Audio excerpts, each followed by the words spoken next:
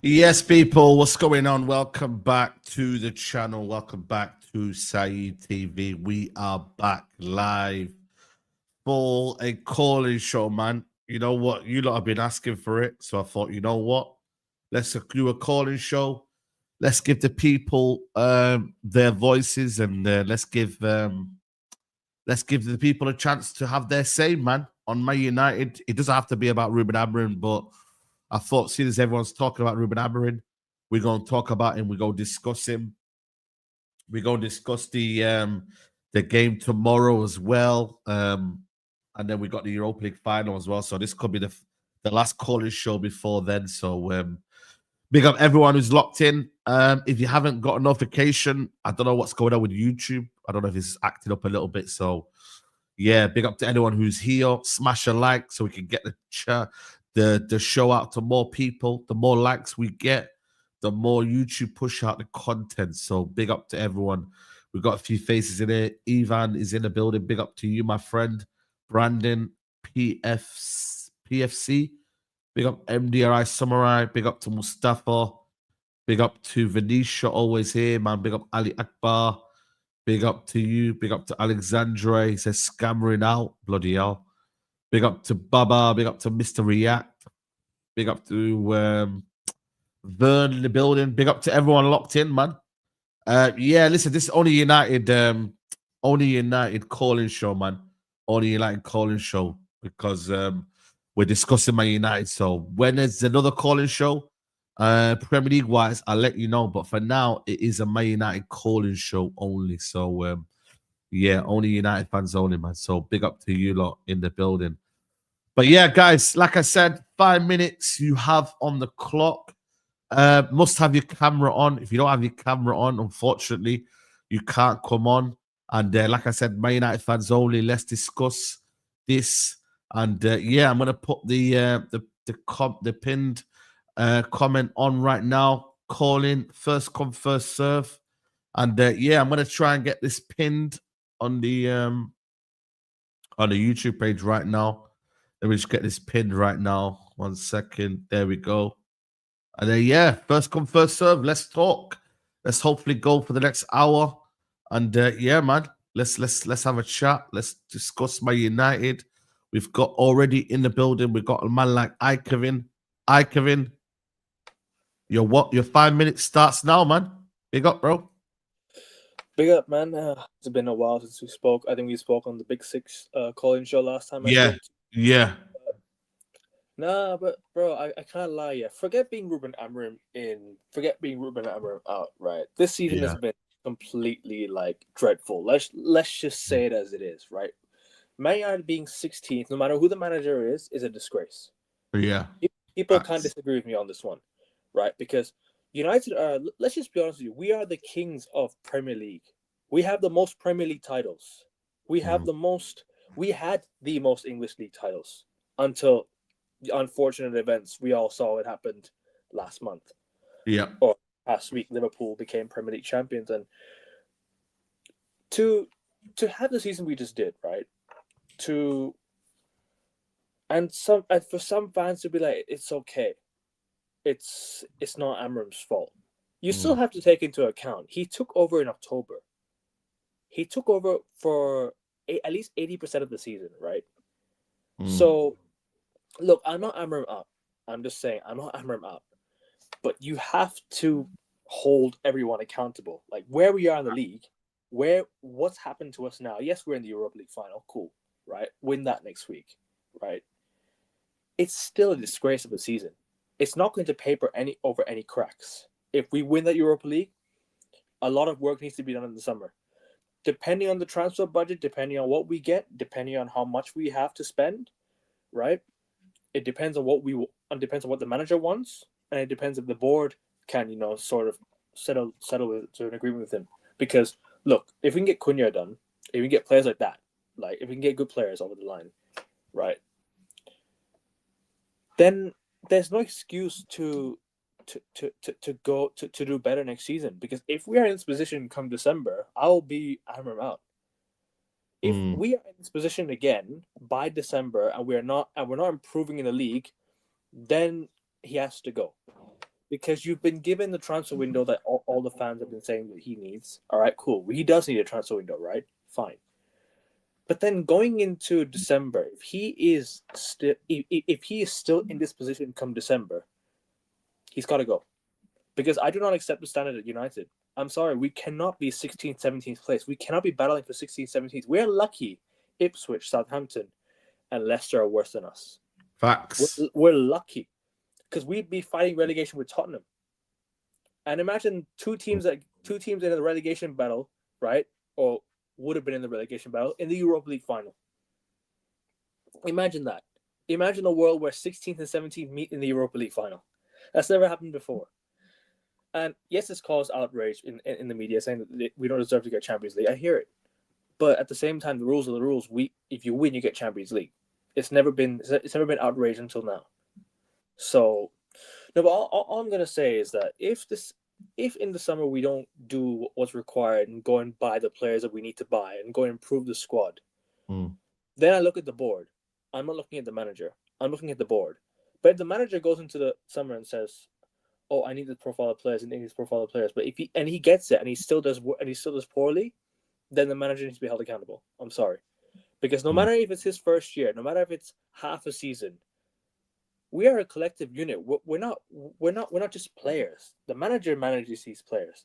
It's a collective unit. We're united, right? We support Manchester United.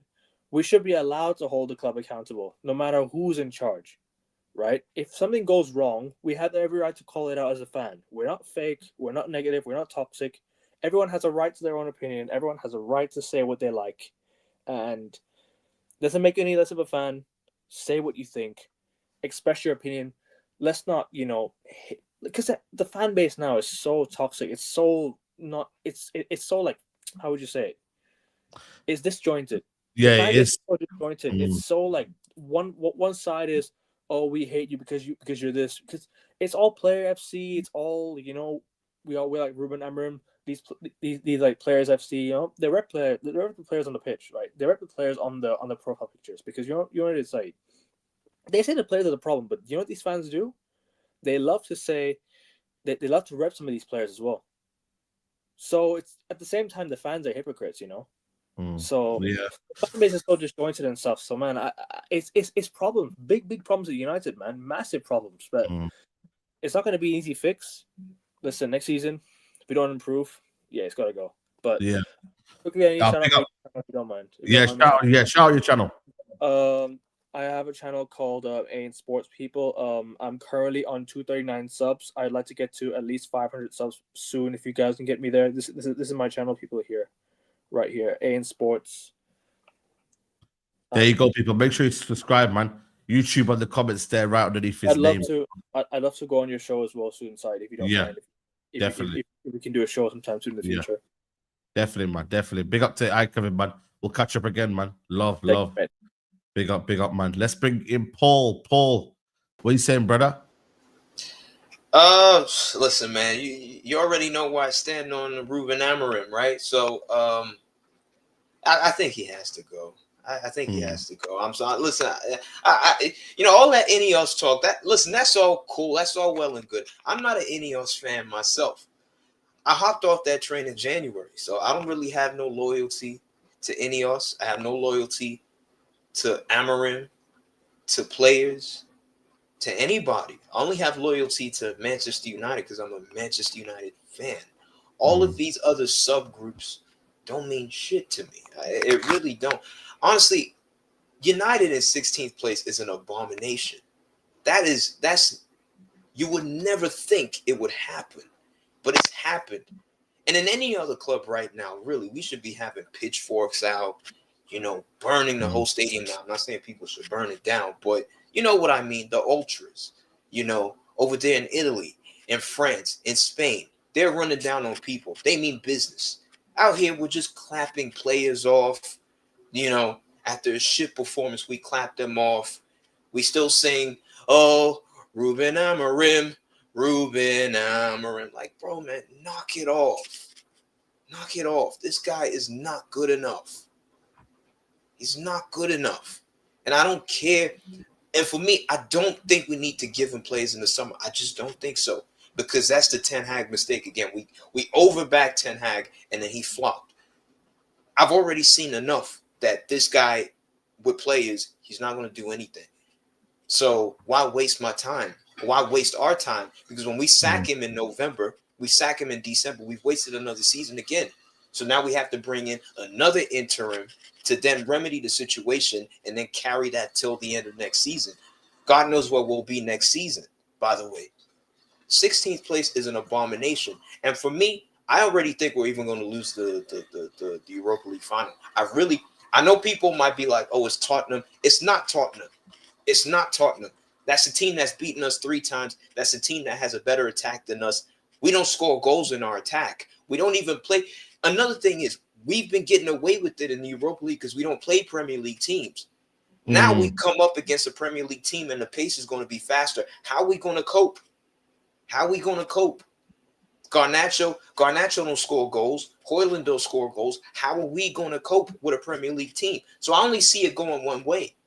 If we're lucky, we win, and I hope we win. The only reason why I think we win, and this might be some superstitious stuff, is that as I speak to you right now, I'm heading out of the country tonight.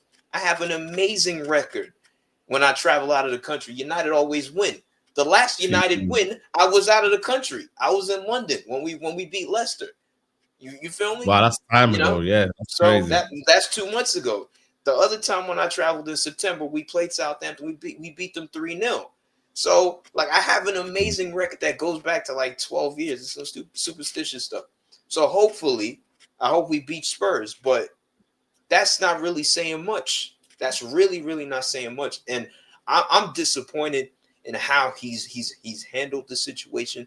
He's shown me that he can't really coach. The player selection, awful as well. Didn't really integrate the youth. Cheeto's there. He's not really been played that much. You're persisting with Rasmus Højlund. I mean, there's so many red flags to this manager. I'm not just hating on the guy because I just want to be manager out because it's fancy. There's actually a trend to why this guy has been persistently failing, and he keeps dragging us down. And people always keep saying, if Southampton, Leicester, and what's the other team? Ipswich, yeah. If they had anything about them, we would really be in a relegation battle. And if we were like 18th, 19th, what would United fans say? Oh, well, it's a process. It takes time, this, that. Like, come on, man. It's disgraceful. United should not be in 16th place. I don't care about anything. It should never happen. It just should never happen. It's a disgrace. It's unacceptable. It's unfathomable. Like, it's I don't know. I'm lost for words, but for me, Amorim has to go, regardless of if he even wins the Europa League final. That's what I think. Regardless, he needs to go. I need to start this from a new beginning, honestly. But I'm gonna land my plane right there because I know. Yeah, man. Love Paul, man. Enjoy your break as well, man. Enjoy your break and we'll catch up again, man. Big up, bro. Big up, man. Big up to you, mate. Big up to you. Let's bring on the next caller. People, hit the like button, people, if you can. That would be amazing. Let's bring on the Kaneki. Kaneki, the time starts now. Yeah. How's it going, Saeed? How's it going? Everything good? Can't complain, bro. Yeah. Why is everybody shocked? Saeed, I told you in August that if Man United finish 9th, you're lucky. Why is everyone shocked you are where you are? Man United are where we are. Why is everyone shocked? I said in August that if Man United finish 9th, they're lucky. Saeed, I came on here and made 5 predictions, and all 5 predictions came true. And I said that before we even started the season. I'm not blaming Amorim for this. I said before Amorim that this team at best would be 15th. And they did one better. They're 16th. Your chat went at me for that. When I said this team is mid-table. The manager personnel, did he bring these players here? Everyone complaining about the players he picked. Did he bring these guys here? The players he's picking, okay. So Amorim picks Garnacho and Rasmus Højlund. Garnacho and Rasmus Højlund miss a key total of 17 goals. 17 goals they've missed. Now, with them 17 goals, we wouldn't be 16, but they missed them. Okay, and hmm? And why is everyone crying? Why are you upset? Why are you upset? Aren't those your fucking favorites on that damn pitch? Huh? Man want to twerk for Bruno Fernandes. Everybody out here, Rio Ferdinand and these man want to compare Garnacho with Yamal and Usman Dembele. Yeah? Oh, get rid of Xerxes and keep Rasmus Højlund. Why are all of you fucking upset now? Huh? I don't see any coverage on the media where Man United are, because the people them that are the reason why we are where we are right now are their favorites. I would have loved to see what the English media would look like right now if Sancho, Marcus Rashford, and Anthony Martial were the reason why we're 16th in the league. I'd love to see how the media would react. I would love to have seen what that would have been. Could you imagine Xerxes, Jadon Sancho, and Marcus Rashford and Man United are 16th? They'd be the face of this fucking country. Saeed, I don't care. 89 goals, some man in your chat want to tell me. Yeah, we score 89 goals, Saeed. We have less goals than they are Super Bowls. Yeah? We have less points than WrestleManias. And why are people upset? I told you in August that this season would be a complete failure because some man want to come on here in a monkey suit, want to walking around in Ten Hag mask, telling us that Ten Hag is the answer. Well, these are Ten Hag players. Ten Hag started this season and it died. All Amorim had to do was to get 4 points. When Amorim came here, we were 4 points off top four, and Arsenal were 2 points behind Liverpool. How much points are Arsenal behind Liverpool right now? Since everybody wants to bring up the 4 points from top four, we were 4 points off top four. Arsenal were 2 points behind Liverpool as well. What happened? What happened? You wonder what happened? It's called falling off. Every fucking club goes through that. Do you know how hard it is to retain wins in this league? A new manager came here with a bunch of fucking shit players and came here and tried to implement his style with a bunch of players that can't even play a 4-back. Please understand that we haven't won 5 games in a row in 2 years. Why are you complaining that the current manager right now can't do that? When was the last time we won 3 games in a row in the league? Why is everyone upset? They wanted this. You wanted to keep Ten Hag. You guys backed you backed Rasmus Højlund. You backed Garnacho. You sucked off Bruno. You said keep Luke Shaw, trust in Harry Maguire, give all these shits second chances. Why are you complaining now? Why are they complaining now? With Amorim right now, Saeed, he's failed. Even by my standards, I said I wanted him to come here and get 2 finals. He's gotten 1. He failed. If he wins the Europa League, walk. If he doesn't, walk. If you don't get what you need, the players that fit your profile, stop this signing players for the manager. Sign players that make Man United better. If you don't get the actual personnel needed for your system, walk. That's it. That's all it is right now with Amorim. Just walk, dog. Just walk. I don't care. I don't care about this right now, Saeed. I don't. I said what would happen in August, and everything that I said happened. It's just sad because people like you and everyone else are going to have to suffer for other fans' negligence. But that's just it. Yeah, that's just it. That's it, man. Nice one, Kaneki. Appreciate it, man. Always. Yep. Big up, man. Big up to Kaneki. Giving it say on United. Keep liking the video, people, if you can. That'll be amazing. Let's get in Kotolawana, is it? I think so. Yeah, you tried. It's like a South African name. Oh, big up, man. Big up to you. How are you, man? I'm good in you, Saeed. I agree with the previous guys. I think it's a bit of both. It's the squad and the manager.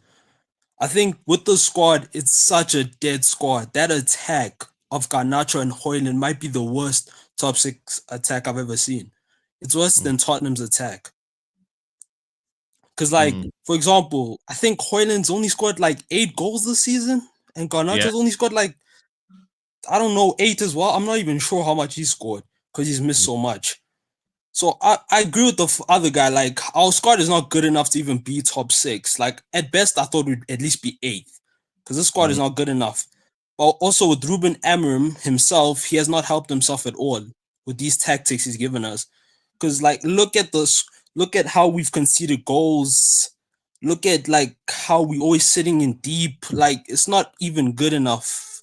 Like in the Prem, I think we've lost 6 games in a row, if I'm not mistaken, at some point this season. That's not good enough.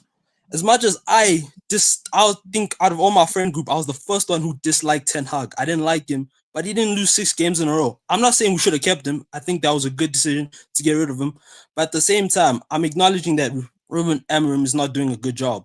I don't even think that he should be here for the next season based on how he's performed so far. Because if he loses the Europa League final, then what? Because I haven't seen anything that suggests that he'll do better next season, even with this dead squad. Who would you bring in if he like, sacked?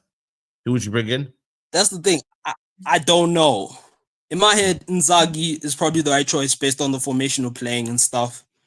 But again, I don't think we can get him out of Inter Milan. So at that point, I'm not really sure. But he could prove me wrong that he does better next season. He gets players that fit his system and things start flowing. Because, like, for example, he probably does need, he definitely needs a striker. He definitely needs 2 cams. He definitely needs centre mids. I cannot have Ugarte in the centre mid anymore. I'm done. I can't have that. Even Bruno. I'm not even the biggest Bruno fan. I don't like him like that. Can't have him there. He doesn't have enough pace and stuff like that. And we probably do need another centre back, if we're all being honest, just an extra one. And also Anana just costs us games. That's what I'm scared of. Because of the Europa League final, I'm scared that he's going to cost us a goal, Onana. I'm scared Tottenham are going to score first. Because in my head, now, I am confident that we'll beat Tottenham. But at the same time, we have players that just don't show up at times. Like Højlund. We could get like a last-minute chance to win the game, and he'll miss it. Onana, he could fumble the ball after, let's say, Son tries to score, and then he fumbles it, then they score. So, in my opinion, I don't know what next season holds for us. I hope we win the Europa League. We get Champions League. But at the same time, if we're going to get Champions League, I hope we get a better squad. Because, like, for example, we have technical players like Ahmad and Xerxes, right? Yeah. Yeah, and my only fear about next season is that Kobe will start playing less. Even worse. I don't feel like Amorim really likes Kobe like that. I think he prefers Mount over Kobe Mainu, in my head. Even though I don't even think Mount is a good player like that. I think Mount is just a pressing merchant. That's all he is to me. So with this manager, yeah. Oh no, go ahead. So I just hope he does better next season. And I don't even trust. The thing is, in my head too, I don't trust Ineos to give him the players he needs as well. Because this is their incompetence that led to us being 16th as well. Facts. How do you get him when he didn't even want to come here? Yeah, he didn't want to come here because obviously he didn't think he could do it in the middle of the season. They're the ones that kept Ten Hag longer than they should have. They should have just sacked him after the FA Cup final. Yep, absolutely. But no one ever wants to talk about that. All they want to talk about is Ruben Amorim. I get Ruben Amorim because I'm also against him, but also Ineos have some of the blame. And also these players too. Because look, I think we got rid of Anthony and Rashford and the squad even got worse. I'm not even saying they were good, but the squad got worse. We didn't even replace them. That's the thing, man. I agree. Honestly. But now big up to you, man. We'll catch up again, man. But big up, Saeed. Love. Big up to you, mate. Let's bring on Nelson. Nelson, you okay, mate? You can hear me? Yes, today. Okay. So, I disagree with a bunch of people here. So Amorim, for many guys seem to misunderstand a lot of stuff that's going on. Our position is bad. No one's going to defend that. We're 16th. I spoke to you last time. I know you might have forgot, but I remember the data. Yeah, I'm the data guy. So if you look at it, if we were supposed to finish 15th, where are we at now? 16th. Yeah. We've lost Rashford. We've lost Anthony. We haven't replaced Sancho. We haven't replaced Martial. We all know this. And we're expecting with the same squad to perform at a level where Ten Hag basically overachieved last season. If you look at our expected points, which means the number of chances we are trying to create and we're trying to score, our expected points are technically, we should be 8th. We should be higher than Nottingham Forest. Nottingham Forest, on the other hand, they convert at an exceedingly high level. Next season, mark my words, Nottingham Forest, if they keep the same manager, will be maybe 12th or 13th. It's just a fact. You can't keep the problem with Ten Hag's last 2 seasons that's confusing people is primarily from it's this idea of like he played high attacks just constantly, putting 3-1-6s, 2-1-6s, like stupid formations that we've never seen before. No clear chance creations. It was just banging up top. Amorim is underperforming. There's no denying it. I did say Amorim's going to get fired. I never explained because we were short on time. But Amorim's going to get fired because of 2 things. His system takes way too long to adapt to. We need 6 guys, and even then, that's baseline. So with 6 players, I think we finish 9th, 10th with 6 players in his system. So if we got like maybe an Iraola, I think we finish higher up. I think Iraola's better because he'll play a system that our players understand, but that doesn't mean we get better quicker. So it doesn't matter what people say. You bring in Zidane, you bring in Xavi, you bring in Xabi Alonso. It doesn't matter. We will suck. Xabi Alonso doesn't help Garnacho miss how many chances in the last few games. He's not going to change that. And I was watching, Danny.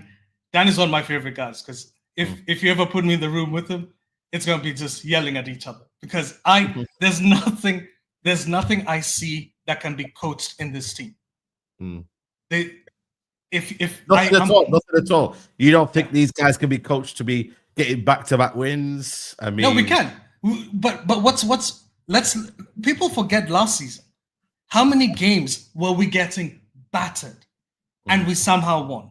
It wasn't because we've lost our 2 biggest effective players in terms of scoring. We lost Rashford, and then we had a dip in Bruno Fernandes for a large part of the season. He's just recently got back into form. So when we were struggling, we didn't have help. So every single time, everyone was relying on Bruno to freaking score. And Bruno's looking around, he's like, I have no one else. Ahmad showed up. Ahmad gets injured. He's coming back now. So guess what? Next season, this is what's going to happen. I think he'll lose a couple games early on. He gets canned or gets fired at some point. And then what do? We go and get another guy. Who do we get? I've been checking you out. I think you're Amorim out, but you don't want to say it. And I know I think for me, it's one of them where I just believe there's bigger picture than Amorim. We could hire Amorim tomorrow, but my concern is about the bigger picture. Yeah, like who do we bring in next? I just don't trust the board. I brought up Wilcox last time. I said I don't trust the transfers that Wilcox will do, because even if we get, let's say we get Cunha, let's say we get, I saw reports today, we might be looking at Cherky, we might be looking at all these guys. Even if we do get them, I haven't seen a single report about a midfielder except Edison, and I don't think Edison is enough. I think we need bigger physical midfielders. We don't have them.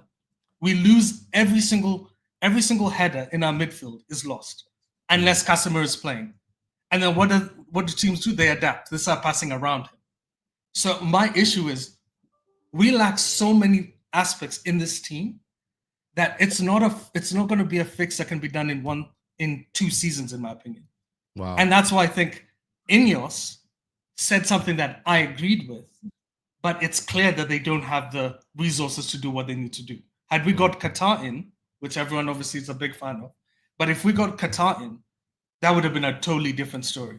We would have still gone down this road, but would have known they're just going to send more and more money in, buy more and more players, go quicken the process. But I think we're going to be around 10th, maybe 2 years, like around that area. Yeah. Okay.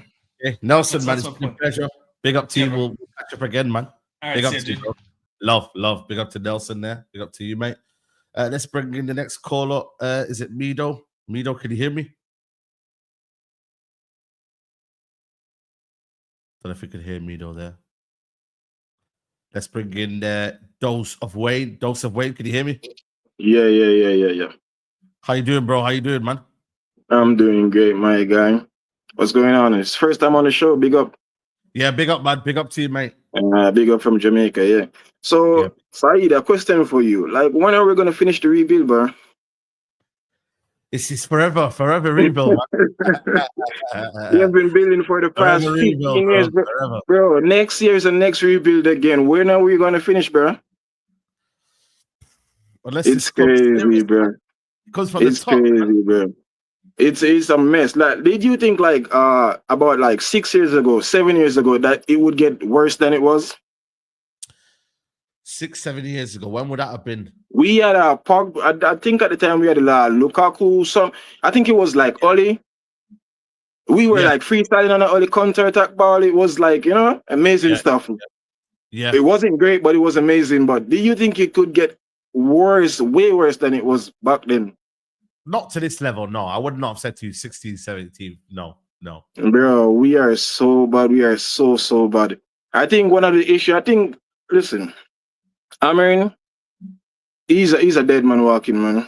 One of the issues, I think one of the first things you should have done when you came in was look at the squad or look at what the previous manager went wrong and try not to repeat those mistakes.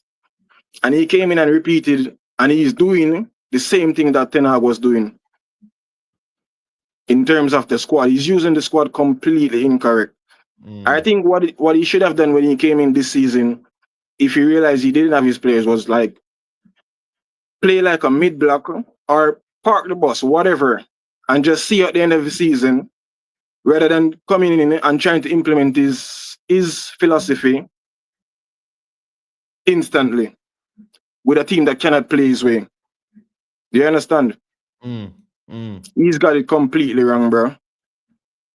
I think that's his biggest issue. Do you think He has tactically? shown, tactically he has got it so wrong. And a lot of these players, like, let's get it right. These players are garbage. They are garbage. They're garbage, yeah. They are. They are not quick enough. They are not strong enough. They are not athletic enough. The Premier League, most of these small teams, they are way more athletic players than United. A lot of times we play against these teams, it's not even a tactical beating. It's more of a physical, a more PS beating, athletic beating. The players are just stronger, faster, everything better than United players. It's crazy. Ten Hag has done irreparable damage to this football team. It's crazy. Ten Hag has brought in the worst of the worst, the smallest players. Ten Hag was buying 5'7" defenders. It has gotten so bad. I was looking if you check like 7, probably 8 years back, we had Lukaku, we had Fellaini, we had Matic, all these big strong players. Now we have Ugarte, Kobe Mainoo, these weak man who cannot they can't even press, they cannot do anything at all. They are not quick enough, not mobile enough, they are not even technical enough. It's so bad, bro. I don't think people understand the extent in which it is bad. I think a lot of people need to brace themselves for next season in terms of we're not going to do anything. We're probably going to finish 12 or 13 next season again. Right? Amorim probably gets sacked and Johnny Evans probably coach the side till the season finish. Johnny Evans, you said? Wow. Johnny Evans is going to take over until the season finish. It's so bad. I hope the fans are prepared for next season. I hope they're in for one next season. Believe me, they are in for one next season as well. Because I think it's gonna get worse before it does get better. Yeah, bro. But big up, bro. We'll catch up again, man. We'll see what happens. Big up, G. I know, love, man. Big up, bro. Big up, man. And let me try and bring out Mido back. I don't know if you can hear us still now. Assalamu alaikum, Saeed. Am I good? Hello, UK. Can you hear me? I can hear you. Yep. What are you saying, bro? You good? I'm good, brother. I'm good. I just it's a bit frustrating, right? Because it's the fans that also accept that 16th kind of it is what it is. That kind of mentality, you know. Yeah. And I feel like the comments made by Amorim post the game after West Ham, it kind of supports that. It's kind of a defeatist, loser mentality. Like he himself is tapped out in a sense, right? I don't know if you also got that vibe from him too.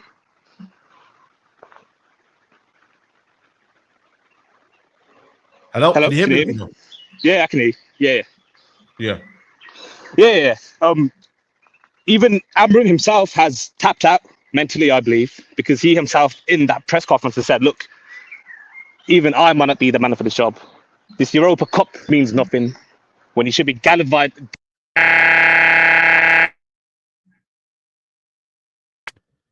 Yo, Mido, your internet's very bad. I'm going to come back to you, yeah? Yeah, no worries. Yeah, let me come back to you. Big up to you. If you are out and about, let me know if you can get some stable connection. That'll be good, guys. Get some stable connection.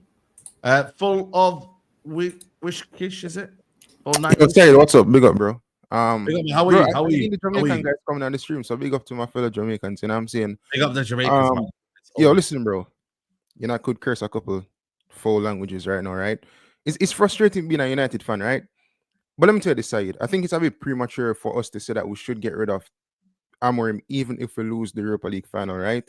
Okay, and you know, since ever Jose Mourinho was at the club, he always spoke about the reset in terms of the culture of the club not being right. And Ruben Amorim even used that word recently as well, right?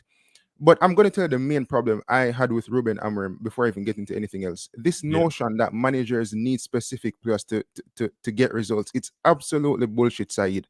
When Ruben Amorim got the job in November, he should have played to the strengths of these players. There's no way you guys are telling me that international players don't have any strengths in them. You're telling me that these crop of United players are not good enough. I'm not saying that they should have, qualified for the Champions League through going in the top 4 or whatever the case is, right? But these players, there's something about them that there's some level of talent in them, else they would have never made it as a professional footballer. They would have never been at United in the first place. We can argue whether or not they were the right buy or the wrong buy, right? But if United had gotten relegated, people would have told me that, because he didn't have the players to fit in his system, that's the reason why we got relegated. There's no reason as to why United should be sitting in 16th place, right? Now, I'm going to tell this, Saeed, whether it's Ruben Amorim next season or any other manager, the success of United next season and following that season comes down to Ineos themselves in terms of getting the right players through the door. Bro, in 2025, a club like United should not be in 16th. I'm telling people, it's one thing to finish in 6th place for United. It's one thing to finish in 5th place outside of the top 4, and you missed the top 4 by 2 points. But bro, like 16 for United, that's utter disgrace. You know what I'm saying? So Ineos, looking at the squad, assessing the squad, any success of any squad, whether or not you're fighting relegation, you're fighting for mid-table, or any form of trophy, you need someone who can score goals. You need a goal scorer, right? You cannot be dependent on one player. So you need a striker. We need a striker for next season. We have to get rid of Rasmus Højlund. I could keep Zerski. We need a number 10. We must. Yeah. We can't over rely on Bruno Fernandes anymore. So you need a Cunha. You need another number 10, right? Especially a specialist in the number 10, because Garnacho is obviously not a 10, right? Amad Diallo can play in the 10 position and he can play a wing back. You need a number 8 as well to pair with Ugarte. So we need another number 8. In terms of the centre back options, we need another centre back because Lisandro Martinez, he has become injury prone. He's a quality guy, but he has become injury prone. In terms of the wing backs, I would say we need a wing back under. Which side would you prefer, left hand side or right hand side? Either way, we need a wing back, right? I think it be more right hand side. Yeah, but more right side. I don't know, man. It's getting to that point now. As of a goalkeeper, Andre Onana, he needs to go. Because I'm going to tell you this. When we had David De Gea, he won us games. He was saving us massive points. He saved us over 6 points in multiple seasons. You have goalkeepers in the Premier League who they've won games for their teams. How many games Andre Onana has won for United in this season and the previous season? Not many. Maybe 1 or 2, but not many. One or two. So we need a keeper who we can rely on. I remember when Andre Onana came in and man were telling me, he can play it from the back. Bro, I want to know that this man can stop shots from going into the goal before I care about the passing out of the back. Football has become this over-sexualized thing of like, you need to have 50 touches off the ball and you need to can pass it out from the back. Like, no, you need to know to defend, you need to know to score, you need to know you can read the game as a midfield player, as a center back. You need to know all these things before we can move on to these, nitty-gritty things of the game. This Pep Guardiola thing where every manager wants to be like a Pep or Jurgen Klopp or whatever the case is, it's utter nonsense. And teams are not playing to, managers are not playing to the strengths of their players. And we need to progress moving forward. But again, to say that Amorim needs to go, whether or not he loses the Europa League final, it's foolishness. Bro, we're talking about not giving staff tickets for the games. Where are we going to find money to replace Amorim? Where are we going to find money to pay out his staff and then get a next manager in? On top of that, like player transfers as well and wages. Like, come on, bro. You don't see we're a poverty club. You know what I'm saying? Like in Jamaica, you have the ghetto. Like we're a ghetto club at this moment in time, bro. Like we don't have any money. We need to be ringing up the bank or some shit. But I wonder side, if Ed Woodward was still at the club, you think would have been in a better financial position?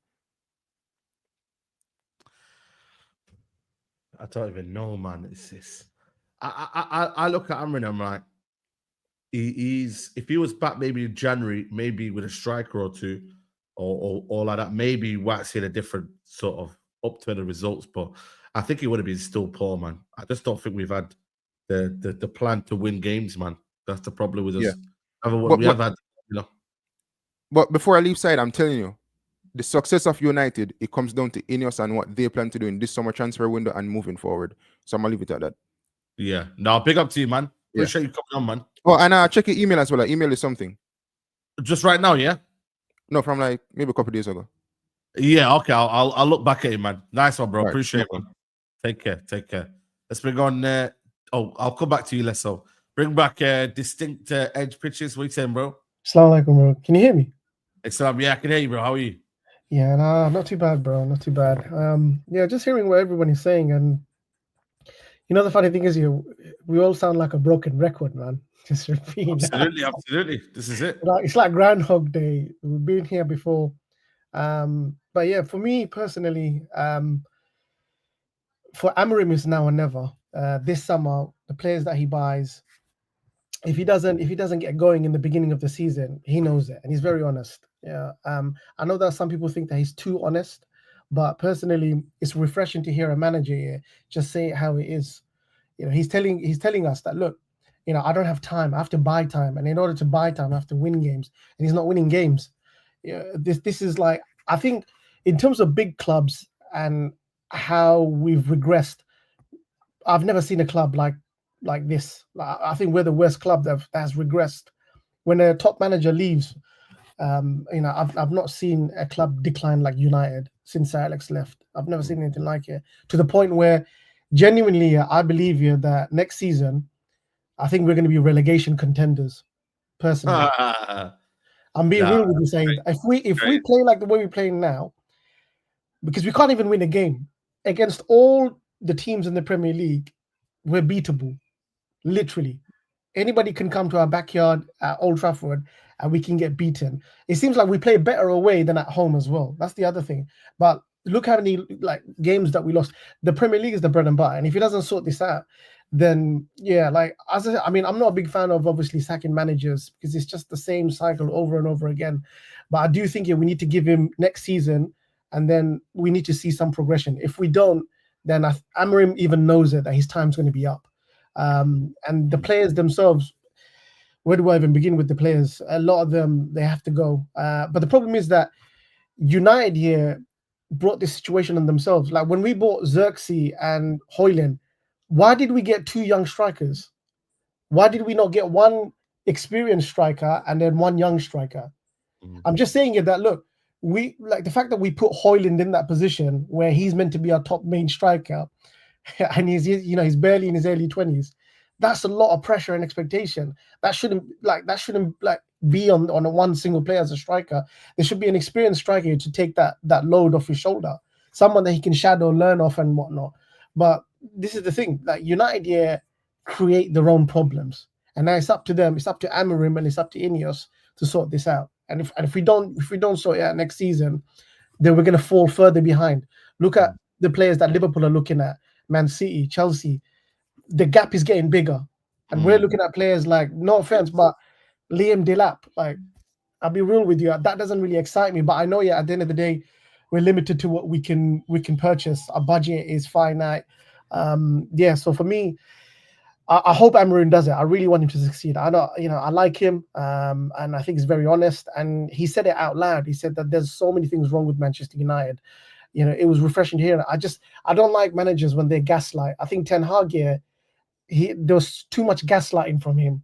Maybe it was a part of him just wanting to not say how bad it is, that we would panic as fans. And now that we know, we've hit rock bottom. It can't get any worse than what it is now. So the only way forward is up. But Amorim has to turn it around. I don't really care about Champions League, Europa League, FA Cup. The Premier League is bread and butter. We have to get the ball rolling in the Premier League. Otherwise, you can't build nothing if your league formula isn't good. So he knows it. And like I said, I think give him next season, and come Christmas, if we're in the same position, then you have that risk of obviously, changing it again. You have to square one again. It's difficult, man. But I think for me, you have to back him or sack him in the summer. One of the two. I don't want to wait till January. Do you think give him a chance, because obviously he's only bought one player, which was Dogu, and obviously the rest of the players are not really his. So we need like a large sample size, like in terms of him having his own players playing a certain amount of games, and then I can say, you know what, but then we can judge and say whether he's working or not. I still think he should be getting more out of the current players. I don't think that we got atrocious players, but I think there's a mentality problem. And just the last thing I want to say is United have to have an elite mentality. We need to get ballers that are good on the ball, that keep possession well. They're technically really good, and also physically, bro. Like I'm looking at our squad here, and I just don't think we're physically strong. We get bullied, bro. We get bullied. We're not. That's a big problem, man. But it's crazy. Listen, this thing. What's your name, by the way? I keep saying. I don't know why. Shuel. Just call me Shuel. Shuel. Sure. Yeah. Nice one, man. We'll catch up again. Hopefully next week, man. Inshallah, thank you. No worries. Big up, salam, man. Big up to everyone who's still locked in, man. We're gonna run through the callers one by one. Keep liking the video if you can. That would be amazing. Let's bring on Lesso. Lesso, how are you, my friend? Yeah, man. Long time no speak, man. Everyone smash the like button there. And big up to you, man. Yeah, man. What can we say? What can we say? Can you hear me? Yes, I can. Okay. Yeah, man. This situation, man, unfortunately, we've been here before with Ten Hag. And I sense this. I remember saying it obviously on Nuruddin's channel that if we continue keeping Ten Hag to the following season, he was gonna get sacked around November time, right? And you could see that there was nothing going to improve from there. So we tend to forget that the season is about 3 months away. People think things are just gonna miraculously change, and it's unfortunate. And when you look at this football club, do you actually trust Ineos enough to say, if they keep this guy, they have a succession plan, things go bad in terms of are they managers available to play the same formation or not? Because I don't want to have a situation where now we're moving from this 5-3-2 and then we move into a now 4-3 sort of thing, and we've already spent so much money on players that do not fit that profile. So it's either they either invest in this and they know there's a succession plan behind it, or they sack the guy now and save us the heartache of actually cancelling, or rather writing off the season. True. As we've been doing consistently. So it's a tough choice. I think fans they don't know what to expect from Ineos personally. We're linked with several players, obviously. I don't think 4 is gonna be enough. I heard that we only need more, man. Need more. That's crazy. It's crazy. So, but Ineos so far, I mean, if Sheikh Shazim does come back, honestly, I think the Glazers should jump ship, because whichever road we're going to right now, it's not going to work out. How many more people are we going to sack to balance our books? You know, at some point, something has to give.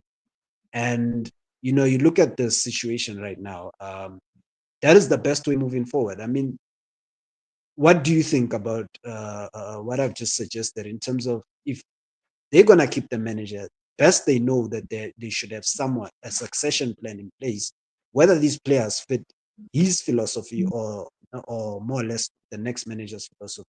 They shouldn't be buying specifically for a manager, but rather for how they want to play, regardless of who's in charge.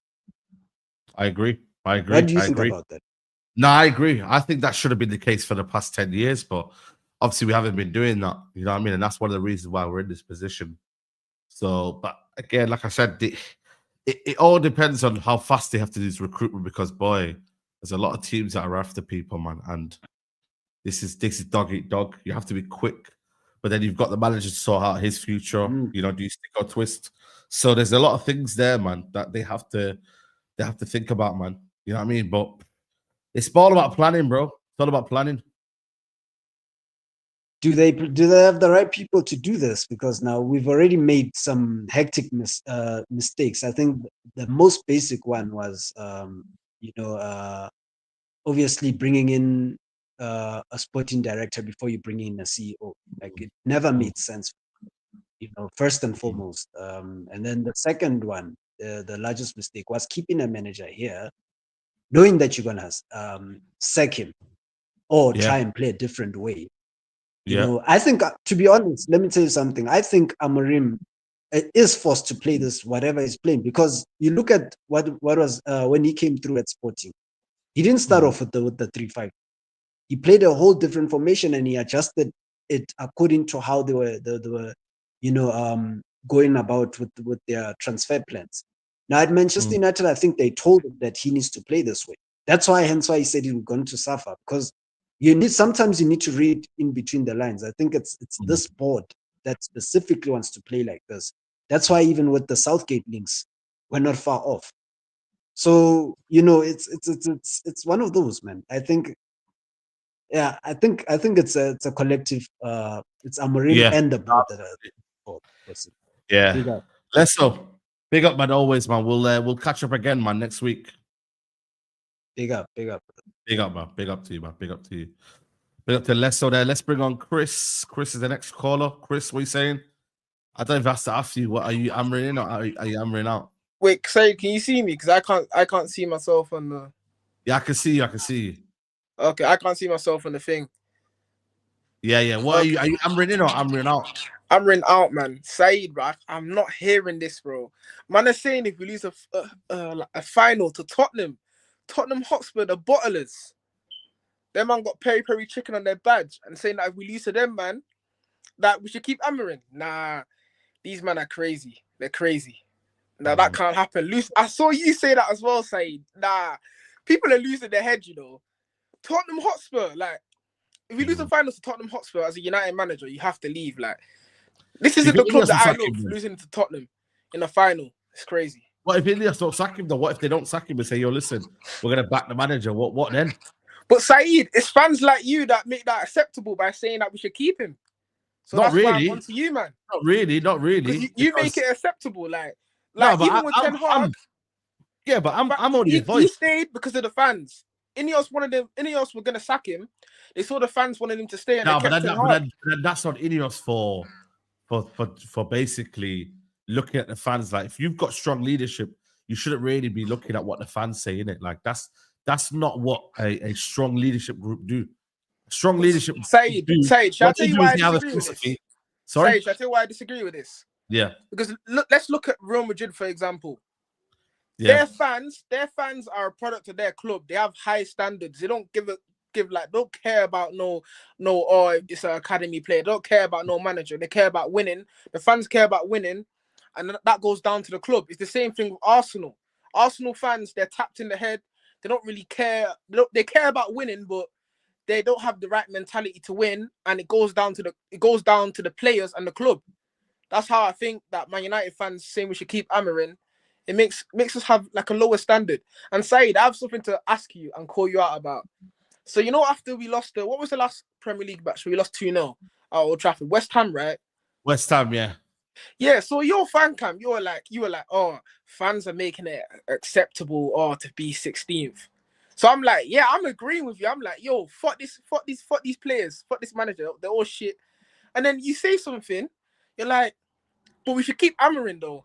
And I'm thinking, No, what I said was, you know, when Saeed, people say, oh, no, I'm gonna answer you back. Explain, because keeping Amorim is accepting 16th. No, what I'm Any saying, manager that finished 16th needs to be sacked. Let me land. So you're accepting it by wanting to keep Amorim. No, what I said was, I said at the time, yeah, when people were saying, yo, it's acceptable just to keep on losing, I said I don't agree with that notion. No matter what, like, it shouldn't really be acceptable to lose because you're thinking about next game. That's what I meant. But obviously, in the Saeed, can I ask you something though? Yeah, go on.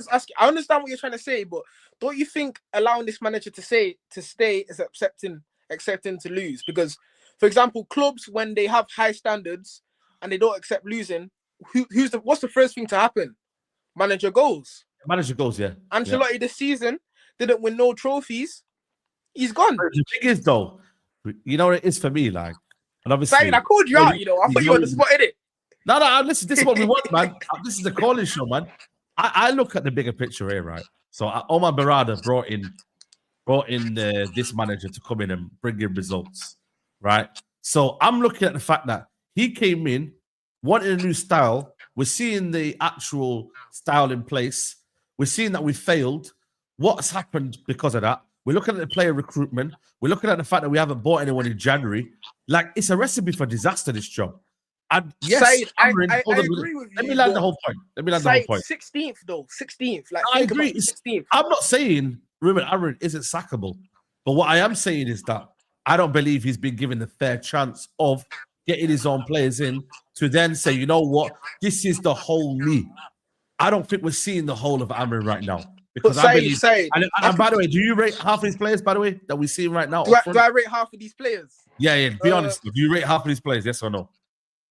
Nah, can't lie. Apart from Ahmad and Lenny Euro, yeah, everyone else I don't really like. Bruno's doing his thing right now, but in a Prem winning team or a Champions League winning team, I think Euro and Ahmad could be a part of it. But I don't think you're going to say. So it's only them two. And what is it's the easiest thing is to replace a manager, but I ain't gonna lie to you, man. I think what you're doing is you're letting Ineos slide by this absolutely horrendous appointment. And Saeed, I just want to say ultimately, if they do bring another manager, I'll be here talking about the bigger issue, but you'll be here saying Chris Xavi out. Will you? No, nah, Saeed. I'm not gonna let you do this, you know. You're gonna do that though. You're gonna do that. You're gonna be here in a year's time. No, Saeed, let me just say hold on a minute. It's gonna say there. It's gonna say there. Chris Xavi out. It's gonna say that. You see, you're doing me like how you do Musa. When Musa cooks you, you do the same thing, my guy. You know, it's true. It's true. Wait. Let me just say this one thing though. Even with all the things that went against Amorim, do you still think that 16th is acceptable? For me, anything past 10. Anything it's sackable. I've already said it. It's sackable. Because Arnie Slot went into Liverpool with no signings and won the league. And you can say Liverpool had better players, but for me, winning the league with that Liverpool team, like we're having no new signings and not being a manager, for example, is like us finishing maybe like top 6 with this team. So Amorim can't even finish top 6. Like, he's 16th place, Saeed. Like, I agree with you. I actually shit. What the manager out? Even if he wins that final, I want him out as well. Even if he wins the final. Even if he wins, I want him gone. Yeah. Because I want new managers until it works. Because we need to have high standards at this club. So like, we're the greatest club in England. We're the greatest club in England. Like, no one can chat to us, man. Like, but there's no accountability on Ineos, so they can do whatever they want. They can sack. Arsenal can never chat to us. No one. Arsenal. I'm saying no club can chat to us. We're the biggest club in England. Like, in terms of the whole thing, not this season, obviously. But in terms of the whole thing, we're the biggest club. Also with Ineos, yes, Ineos are a problem, but like the board being a problem still doesn't change the fact that Amorim hasn't played the right players. He's got Manu on the bench, and he's starting Garnacho. He's had Xerxes for most of the season, and he's been starting Højlund. Any manager doing that they're drunk, like they're concussed. They're not right in the head, so he needs to cook. Yeah. Okay, we'll see. So you're regardless. So next week when we have a call, even if we're in the Europa League, you're still saying get him out. I can't lie though. Maybe like if we do like a little thing where we beat them like 3-0 or 4-0, I might be so gassed in it, but I still want him out. But the thing is though, if he wins, then it will be okay for him to stay. Like, well, not okay for him to stay, but if he wins, then him staying won't be as bad in it. But if he loses and he stays, I'm gonna hate him. Like losing a final to Tottenham, I can never rate a manager. It sounds like flip flopping to me. Oh my days, nah. I can't lie. It does sound like flip flopping to me. So if he wins, he stays. If he doesn't win, then he okay. Say no more. But listen, Chris, love man. We'll catch up anyway. Save. Love. Let's bring on Fash. Fash, how are you, man? Hey, can you hear me? Yeah, I can hear you, man. What are you saying? I'm good, man. I'm good, Saeed. Nice to meet you, man. First timer. What are you saying? Honestly, I've been listening to everybody, and it's crazy because I'm someone like I watch the game, and bro, sometimes like we have to always go back, bro.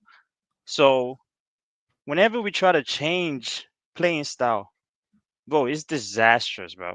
Yeah. Starting from Ralph Ragnick, try to change the playing style 4-2-2-2 or 2-2-2.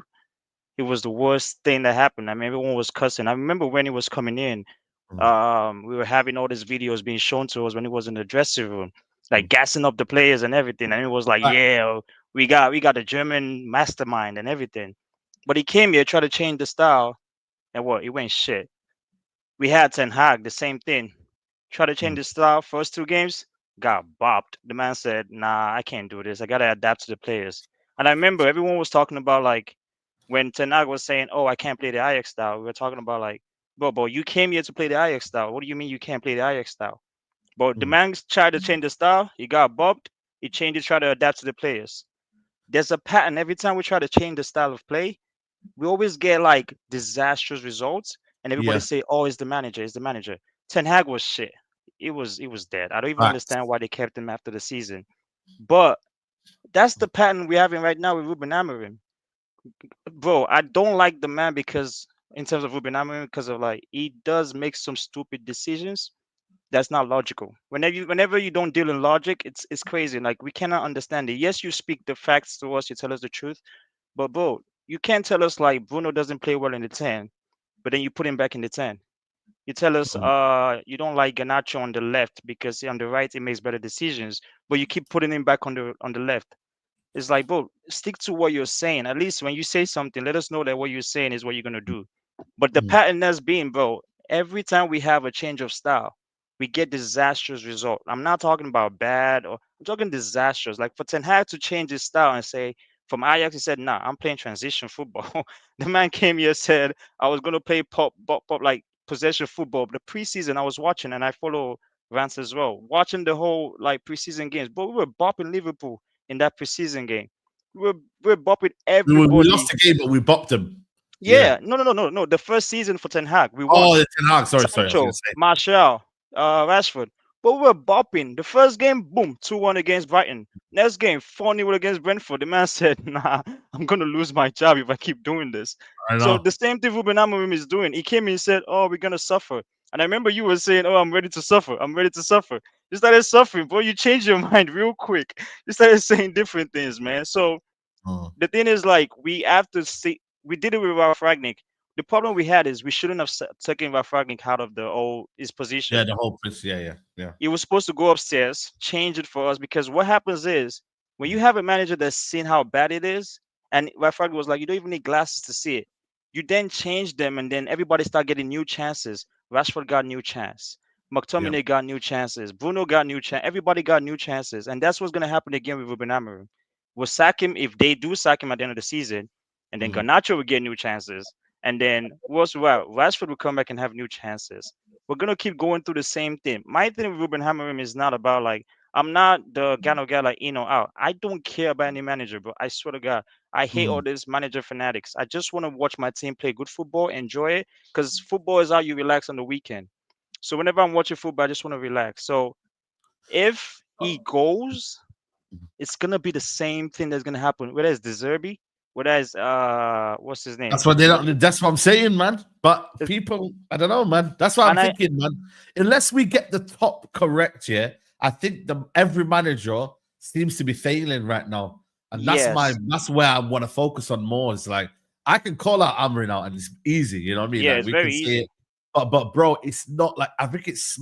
I don't know, man. It's like I think we're thinking too small in the box. You feel me? Like there's no bigger picture, you know. Yeah, But and that's exactly why I did. Bro, I sat there and I was like, why did Ralph Ragnick, the person that Jurgen Klopp was telling us we got the main man, he was hyping him up. Everyone was hyped. Yeah. Why did he fail? Why did he not? Why was he not able to implement his 4-2-2-2? Why did Yeah. David Ten Hag fail when he came in trying to do the Ajax style, and then all of a sudden the man started doing this? So I'm gonna play transition. We're gonna be the best transition. But you've never done transition football in your life. How are you gonna train these players to play transition? Now Ruben is doing the same thing where Ruben is like trying to play 3-5-2, and it's like, bro, you don't have the players for 3-5-2, and every time we try to change the system, it's always this disastrous thing. If we change the manager as well, we won't have the chance to actually go through it and see what's going to happen. Because I think what's going to happen next year, and I had this crazy take with my brother. I said to him, if we don't win the Europa League and if we don't qualify for the Champions League, it's mad. But I actually think we're going to like, yeah, this is mad. I know this is crazy, but I think we're going to actually like, if we have no Europe next season, I think we're actually going to like challenge for the league. I seriously do.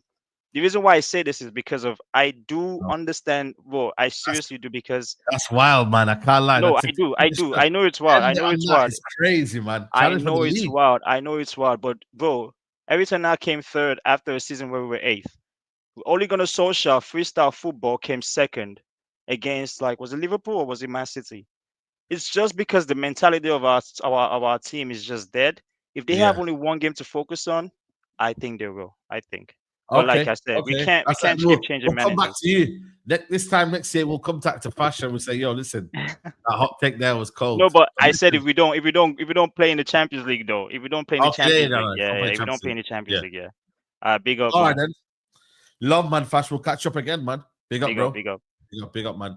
Let's bring on Mex. Is Mex there? Let me see if Mex is there. Mex, are you there? Nah, no Mex right here. Let's bring on big up to you, bro. Yo, we saying, bro? Can you hear me? Yeah, I can hear you, bro. What are you telling me? I'm good, my brother, man. I can't lie to you. I've been listening to some of obviously your podcasts and that, and yeah, I don't know, bro. What's all this Amorim out, man? It's a bit crazy. Or like the guy, he's been here for what? Like not even a full season. Like if you look at the circumstances, he's done a lot of things that I like. For example, he's taken out a lot of players that a lot of people wanted out. For example, you got Rashford, who wasn't performing last season. You got Garnacho doing better than him last season. The guy was on I don't know how much salary. You got Heist. He's gotten rid of what's his name, Anthony. I want him to get rid of Casemiro as well. I want to get rid of all the players that are on ridiculous wages because I think when you're on like a high salary, what happens is there's too much pressure already because there's a big fan base. But then if they come with a high salary, so I think all the salaries should kind of get lowered. But another thing is like the guy's just coming this season. He hasn't even had a full transfer window, so he ain't got all the players he needs. I've seen some kind of improvements. Like for example, I've seen him pressing. I didn't see that with Ten Hag. So I don't like all this Amorim already. I'll be honest with you. I'm tired of. Do you see where he comes from? 6 wins in 25. No back-to-back wins. We're lingering around. 100%. But I'm gonna ask you a question, bro. When we had Ten Hag the last 2 seasons, last season, did we have one convincing win apart from the final in the FA Cup? Yeah, that we fought for. Every other game was like we scammed it. Every single game. Like I promise you, if Ten Hag was here this season, we would literally be finishing 14th or 13th or 12th. I don't see us finishing under 10. Like the team was generally going in that direction. You know what I'm saying? Another thing is like I got a different opinion. Like I feel like in this transfer window, I feel like we need to get a centre back. We need to get rid of Maguire, and we need to get a solid goalkeeper. Because like if you think about it, when we had Mourinho, who's known for like being a defensive manager, we play second. Look at Arsenal. As soon as they pattern their defense, they're like one of the best defense in the league. They're coming second. You know what I'm saying? Like with Ten Hag, during what's it called? During his during his time, he had a lot of injuries in defensive areas. So he brought in a lot of defenders. I think we've got like 10 defensive players right now in the squad. But I don't think we're quite there. I feel like if we go for attacking players, this and that, we need it. But at the same time, the area we can pattern up the quickest, like we can fix up the quickest, is probably our defense. If we get like a solid centre back, get rid of Maguire, get a proper world-class centre back in, and then I think the formation work better. Because if you look at it now, even though Maguire, he's performing, coming like Lemmy Maguire, he's like a serious goal threat right now.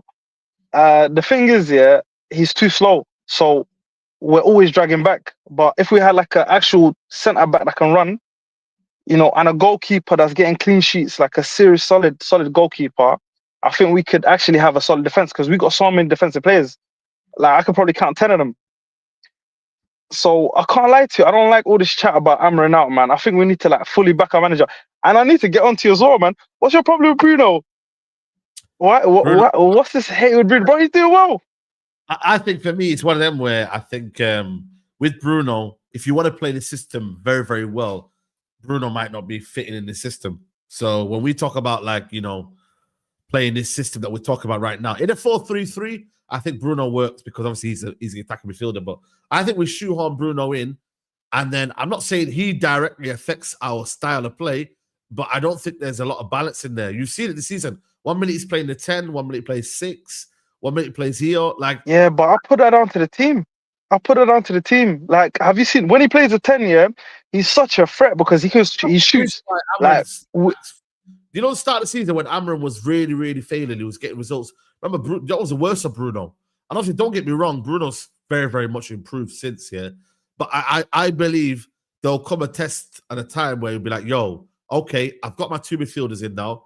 Do I put Bruno in a 10 where he doesn't really fit that position? Or do I not play him at all? It's a big test, bro, because but then that's another problem. So then basically, you're gone. No, I was gonna say that's the problem though, because the problem is if you do that with Bruno, you're gonna do that with Mainu. There's no position for Mainu. Where's he gonna play? He's a baller. There you go. So that's the thing.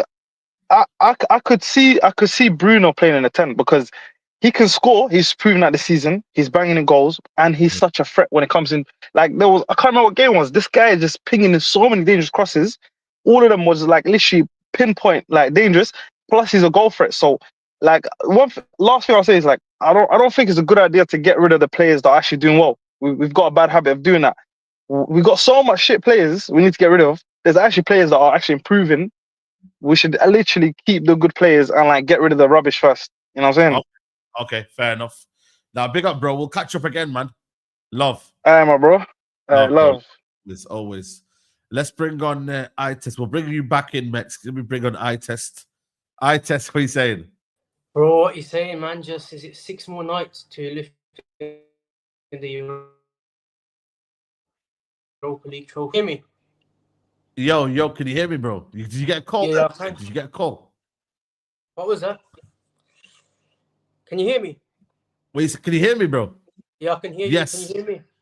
Yeah. I said 6 nights, man. Can hear you. 6 nights to lift that Europa League trophy. So I'm feeling good. Amorim out. I'm remembering everybody that is saying Amorim out when he's lifting that Europa League trophy, Champions League football in his first season. Then we'll talk. I'm disgusted by the amount of Amorim out. You guys are ruining another man's career. I'm sick of this, man. Because these guys were begging, Ruben, please join in November. They were begging for him to join. I don't want to say Amorim out. Bro, what is this, man? This guy here was one of the most sought-after managers in Europe just at the start of the season. Now, all of a sudden, this shit squad can't get results for him. Amorim out. This is Amorim's fault. How is this Amorim's fault? I'm sick of it, bro, because these are the same guys that were begging him. These guys that were begging him, the biggest Amorim fans are now Amorim out. How does it make sense? Chat to them, bro. Real talk, man.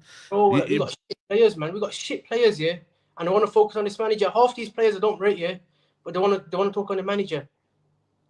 You see where it's coming from, though, like in terms of like the results. Like, have you been surprised by results? Obviously, you go to the games and that, you're there now.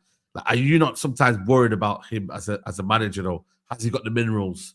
Can he get back-to-back wins? Like, you know, like tactically, is he good?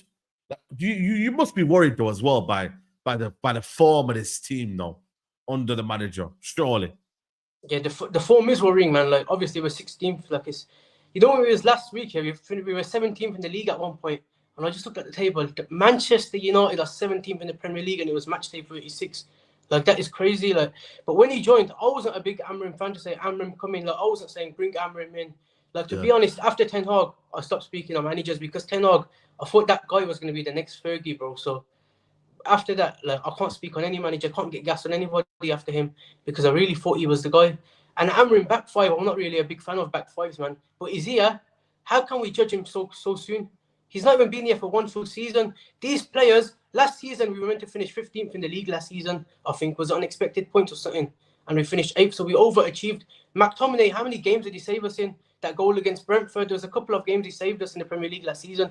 People are forgetting, they're saying that Ten Hag was a better manager. We were 8th with him last season. The amount of lucky games we got with Ten Hag last season, we didn't dominate no games. We were still getting pammed 20, 25 shots a game, but we were getting those lucky goals. I mean, that's not an Amorim. Then you're looking at this team, yeah?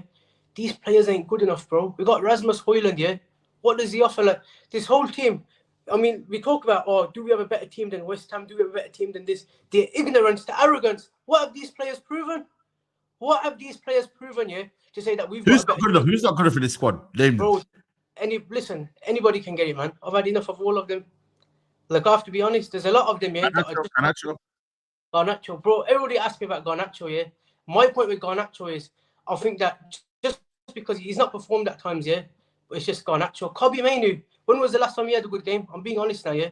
People say, but this is Amorim's fault. Ten Hag at the start of the season was Mainu good. Tell me, Saeed, was he? Ten Hag at the start of the season? No, he was injured, to be fair. Bro, when he came back, was he good though? Did he have any good games on the Ten Hag this season? No, I think he was struggling. He was struggling to get into the team, struggling to find form. I think he was, I don't think he was fully fit. Okay, you tell me who's played well. You tell me. People are getting gassed over Xerxes here because he's had a couple of good games. He's getting gassed because Højlund is that shit. Don't get it twisted, man. The guy's bang average. So people can say Garnacho this, Garnacho that. We have to be fair. The whole team hasn't done it enough here. Garnacho's had good games at times. He has, whether you like it or not. A lot of these guys haven't performed at all. So I don't know why people want me to speak on Garnacho every single time. Garnacho, you never speak about Garnacho. I do speak about Garnacho, but I'll be fair because I just see a lot of people scapegoating him, bro. Like how every time we play Garnacho this, but there's no words on Mainu, there's no words on Ugarte. He's a fan favourite. I don't know why he's a fan favourite. He can't pass the football and he's a midfielder. There's no words on a lot of them. Xerxes. Oh, but look, Højlund is shit. That's why you guys are praising him. You praise him for that. Apart from Ahmad, yeah, none of them have been consistent. None of them. Even Bruno at the start of the season. Did you say we should sell De Ligt, by the way? Did you say we should sell De Ligt? De Ligt? I don't like De Ligt, man. He's too slow. Why not? He's not good enough, man. Like I'm not saying he's the biggest problem in our team, but for me, he's just like another his ceiling is Harry Maguire. Like he's not a bad player, but he's also not good enough. We spent 50, was it 45 million on him? We spent a lot of money on a lot of players, bro, and a lot of them are not good enough. I'm telling you now, Saeed, what was you thinking when we signed Ugarte, bro? The guy can't pass the football and he's a midfielder. Did you watch him or no? Be honest, when you said that. No, I did watch him. I did watch him, but it's not translated on the Premier League, man. Premier League is a different kettle of fish. Bro, you got to make one deal, yeah? When we sign a player, yeah? Bro, at least watch him, man, because I'm convinced you just get that transfer dopamine, yeah? And just hype them up to the roof, bro. I mean, even now, but we got a big window, man. Garnacho. Listen, what is this Garnacho talk? I test love, man. I'm gonna continue to call us in. Are you going to the final? Yeah, I'll be there. Bro, don't drink too much, yeah? Nah, no drinking. Stop for Allah. You feel me? Love anyway, man. Take care. Let's bring on Meeks. What you saying, bro? What you saying, bro? Long time, man. Man. I'm guessing you're hammering out, yeah? No, not even. For me, how I see it is, we're talking about sack manager. But people forgetting we can't even afford staff members to go to finals. So how the hell are we going to sack Amorim? Look how much it took to sack Ten Hag. What was it? 13.5 million with his backroom staff. So for me, is who you're going to get in, and the second is who you're going to beg to come in to fix this team.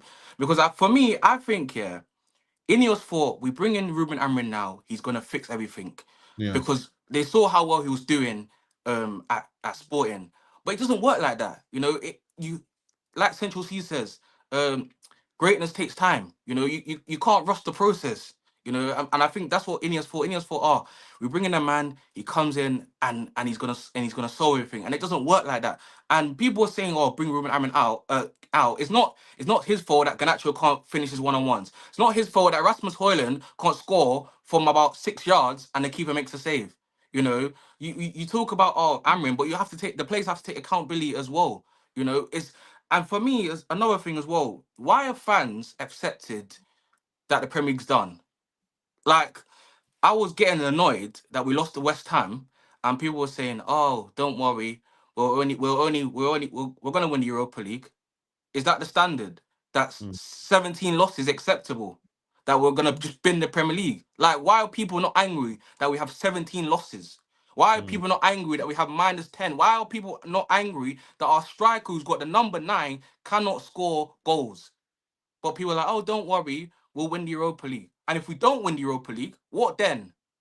What then? Because I feel like, yeah, if we don't win the Europa League, they sack him. Because they remember last season, they said, "Oh, regardless if Ten Hag wins the FA Cup or not, we're gonna keep him." What happened? They changed their mind. So Ineos, if they wanted to, they can change their mind like that. They could say, "Oh, looking at the financial figures, nah, we can't do it." And have you seen recently? Have you seen what Sean Dyche said? Have you seen what Sean Dyche said? So basically, today, yeah, I'll win more games. Win more games. Yeah, he win more games, bro. You struggled with Everton, so how are you gonna build this Man United team? But for me, I said I'm going to the last game in it. If we lose that Europa League final, I'm telling you, player entrance, yeah, Done. Højlund, yeah, telling you that if he's the number 9 for next season, sack Amorim now. For me, yeah. The thing is, that's not very fair, though, isn't it? It shouldn't be. It should be the manager. It should be the board, isn't it? Really, like the manager. Yeah, cool. He might want a player out, but let's be honest, though, man. It's the top, isn't it? Really, they should be the ones getting him out. Yeah, they should, but they won't. That's the thing. Is that good enough, though? That's not good enough, though. It's not good enough. But this is the issue we have. We can't even clear Old Trafford. We talk about protests. We talk about this. We talk about sit-ins. We talk about clear out Old Trafford. Yeah, but we all turn up every game. We still sell out Old Trafford. So how does it work? You can't say get rid of Ineos, get rid of Glazers, but yet when it's time to do a protest or when it's time to clear out the stadium, you're still in there cheering on the team. Yeah. Like, it doesn't make sense. You know, we need to make our voice stand, because end of the day, all the Glazers and Jim Ratcliffe are going to use, they don't really care. We'll just charge the ticket prices even more, you know, and they'll still come like idiots because they love this club. And it shouldn't be like that. There's no way the tickets price should be going up. No way. Absolutely no way. Because it's wrong. And obviously with him saying, "Oh, there's no bus parade and there's going to be a barbecue," what's that about? We've suffered week in, week out. When we get battered week in, week out, yeah. What? So we're just meant to not celebrate with the team? We're just meant to what? Go on with the rest of our lives, celebrate individually while they're not celebrating lifting the Europa League. If we win the Europa League, that's if. Because if we don't, well, who knows? Who knows? But like I said, for me, winning the Europa League won't save our season. We wouldn't have a better season than Arsenal. For me, I don't get why people say, "Oh, winning a trophy makes all of a sudden a team having a better season than another team." Yeah, cool. Arsenal may have bottled it. They may have bottled it, but consistently they've been in top 4. Consistently they've achieved better this season. Semi-final Champions League, cool. Yes, they didn't win it, but this is our worst season. We're 16th. We would be 70th if it wasn't for Tottenham. And for me, I'm looking at it as we could end up with 19, because I don't see us beating Chelsea tomorrow, and I don't see us beating Aston Villa. We're going to give both of them Champions League spots, and both of those games are important for Chelsea and Aston Villa because they need Champions League. So, boy, we'll see what happens, innit? Listen, big up Mex, man. We'll catch up, broski. Yeah, man. Love, bro. Big up to you, man. Big up to you. Big up to Suj, man. Love, man. Big up to everyone who's locked in, man. Make sure you are hitting the likes, people, man. Let's try and get to 400 likes if we can. And Nahom, big up to you, mate. Hey, appreciate you, man. What are you telling me? Oh, I got a list. So the first thing I wanted to talk about was the fact that we're broke. United are just flat out broke. I don't know if you've been paying attention to the quarterly numbers, but the numbers are actually atrocious. Even the way they evaluate how valuable the organization is, it's shambolic. There's so much money tied to our brand that we just really don't have the cash. And you can see that actually with some of the reports. The Athletic had a great podcast where they talked about it.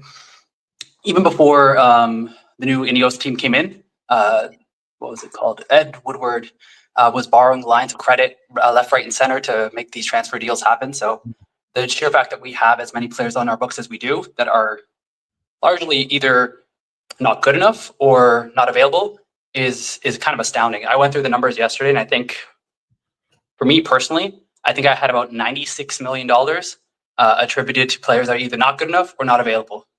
Yeah. And that to me is just astounding, unbelievable. Then there's the Ruben Amorim playing style. Yeah, so with Ruben Amorim, the way I see his football playing, both with what he wants to do here at United and what he's done previously with Sporting, is he wants to play vertical balls, a little bit of sideways passing just to open up some space, but he wants ball carries and vertical balls. Like he just wants to play up and down rock star style. And that's part of the reason why I think he likes Rasmus. That's part of the reason why I think he didn't like Casemiro. And I think that's part of the reason why he likes Bruno. That's something that can work, could work, may work in future, but it's not something that I personally like. But having said that, it at least helps me understand a little bit of the selections that he makes. And that's part of the reason why he likes Garnacho. A lot of these players are not players that I personally rate. Currently on the staff that we have, I think Casemiro, Amad Diallo, Lenny Euro, maybe Joshua Zirkzee. I like him. I like him a lot, but it's just like, it's one of those things where how much output are we going to get? Where are we playing him? I personally like him more in central midfield, which is mind blowing to me because he came in as a striker. I'm like, what are we doing here? So it's a very mixed bag. And I think somebody earlier in one of the calls mentioned how long it takes to get a new playing style up and running. And I think we saw that with LVG. I think we saw that with Ralph Ragnick. And it's something I wasn't really cognizant of when we first went through this process. So it's kind of interesting to hear that perspective. I think we're in for a bigger summer just in terms of number of moves that are going to be made, but they may not be as flashy or as meaningful to a lot of the fan base just because they want to see immediate results. And I think for me, it's more about setting the foundation. Right now, our foundation is terrible. We have players like Luke Shaw, Mason Mount, Harry Maguire. I love De Ligt, but like he's also part of that group where it's just like you're either injured or faking injury, depending on which player we're talking about. And I just don't think that there's enough players that want to be at the club for the right reasons that are present. So like if you look at the list of players that I can go through. Oh, I just closed it, but it's fine. There's just so many of those players that are just there for vibes and for the paycheck and everything. So we do have a lot of players that are committed, and you can see that with like Harry. I gave a lot of shit to Harry Maguire, but Harry Maguire is a guy who rightly or wrongly has been at the club for a number of years, has been through the ups, the downs, the sideways, everything in between, but I can't knock his desire to be here. I can knock his ability, I can knock his pace, I can knock a lot of those things, but I can't knock his desire. He's proven to me at least that whether the fans love him or hate him, he's going to try his best, and whether his best is good enough is up for debate. But I can't knock his effort. So I think we need a lot more of those types of players. Hopefully, ones with more talent, more ability, more pace, especially at the back. But I'm not dissatisfied with Ineos in the same way that I think everyone else is, because I realized that even before Ineos came in, I think I told a lot of my friends that it was just like, we're going to need like 3 or 4 years of just getting out the players who are not healthy enough or not capable of running up and down the pitch to the degree that we need, that it's going to just take some time. And then the last thing I think is with this summer, I think they're going to target the attacking. I mean, it's nothing rocket scientist. You don't need to be a rocket scientist or even need glasses, to borrow a phrase, to see that they're going to invest in the attack. And last year they invested in the defense. I think with a stronger attack, I think we'll be able to defend better, just because we'll be able to keep the ball better. We'll be able to have less pressure on our defense to keep balls out. If we're scoring three goals, 2 goals a game, rather than the 1.5 that we're scoring on average here, it's a lot of pressure right now on our midfield and our defense. So getting a good attack is going to be really, really important for us, just to alleviate pressure off of Onana. I wanted to love, but I can't bring myself to love after this season. So yeah, that's a lot of stuff. I lost my points along the way. So no, big up, man. Yeah. I appreciate the knowledge and yeah, man, you broke it down well, man. So big up to you. Appreciate you, man. We'll catch up, man. We'll catch up. Big up to you, mate. There was a member that joined. Big up to Aaron. Aaron's TGCM. Big up to you, mate. Dobby's in the chat for Aaron. And Callis said their numbers guy, my boy Arteta would love you. Yeah, that's big up, man. Big up to you. And let's big on Ayub's. Ayub's, what you saying, bro? Hey, Saeed, how are you, bro? Salam alaikum. Yeah, man. Long time. How are you? Okay. Long time. I'm okay, bro. Listen, can you hear me? Yes, I can hear you, bro. I had a bad feeling about the final, bro. You have a bad feeling? I have a bad feeling. I swear to God, bro. What's the bad feeling? Tottenham is gonna win it, bro. Tottenham's gonna win it? I think so. Yeah. Man, that's not good, man. That's not good. We want to hear positive, man. I know we want to hear positive, but we're so bad, bro. I don't know. Yeah. We are so shit. And I don't understand why people are saying, like, you know, suck Amorim, suck Amorim. I don't know why. The players that we have, they're shit, bro. Everyone, every and each one of them, bro. Facts. Why are you guys rushing to the manager who just got here last year, November? You don't see these players that we have. You don't see Luke Shaw, Mount, Bruno Fernandes. I want to sell him also. When I saw like the other day, like, you know, Al Hilal was interested in him. I was like, please make it happen. Please make it happen. You know, I will sell him, bro. I will sell each of these players, bro. They're shit. I don't want to see them in Manchester United. I don't want to see them in my team. I want to sell each and everybody, bro. Everybody out. Everybody out. I don't give a fuck, bro. I'm sorry to say that. I don't care who they are, bro. Yeah, I don't give a fuck. They're shit, bro. I swear to God. Bro, look Newcastle United, the players they have. Look Aston Villa, bro. Look us where we are, bro. How many, like, you know, like we are the number 1 or number 2, I think, in Premier League. The highest players that we have in the league are Man United. And still they're shit. So people who are rushing to Amorim, that's not fair, bro. That's not fair. I think if you guys listen the interviews that he gave, since Sir Alex left this club, he's the only manager who come out here and speak the truth. You know what I mean? To be honest, Said, Ole Gunnar Solskjaer used to lie, bro. He used to say some bullshit that we know. Is he too honest, though? Is he too honest? He is. He tells the reality. He's saying like whatever is happening, bro. So I believe that, you know, this guy has a potential if we like support him, if we give him a squad, if, you know, we give him the players that he need. And I don't know why Man United cannot sell. For example, like Chelsea, they put new players and they sell everybody out. Why United can't do that, bro? I'm asking you, Said. Why? Why You know what it can't is, sell? bro? Obviously, there's big wages there. Obviously, you have to then sell to players, to the teams.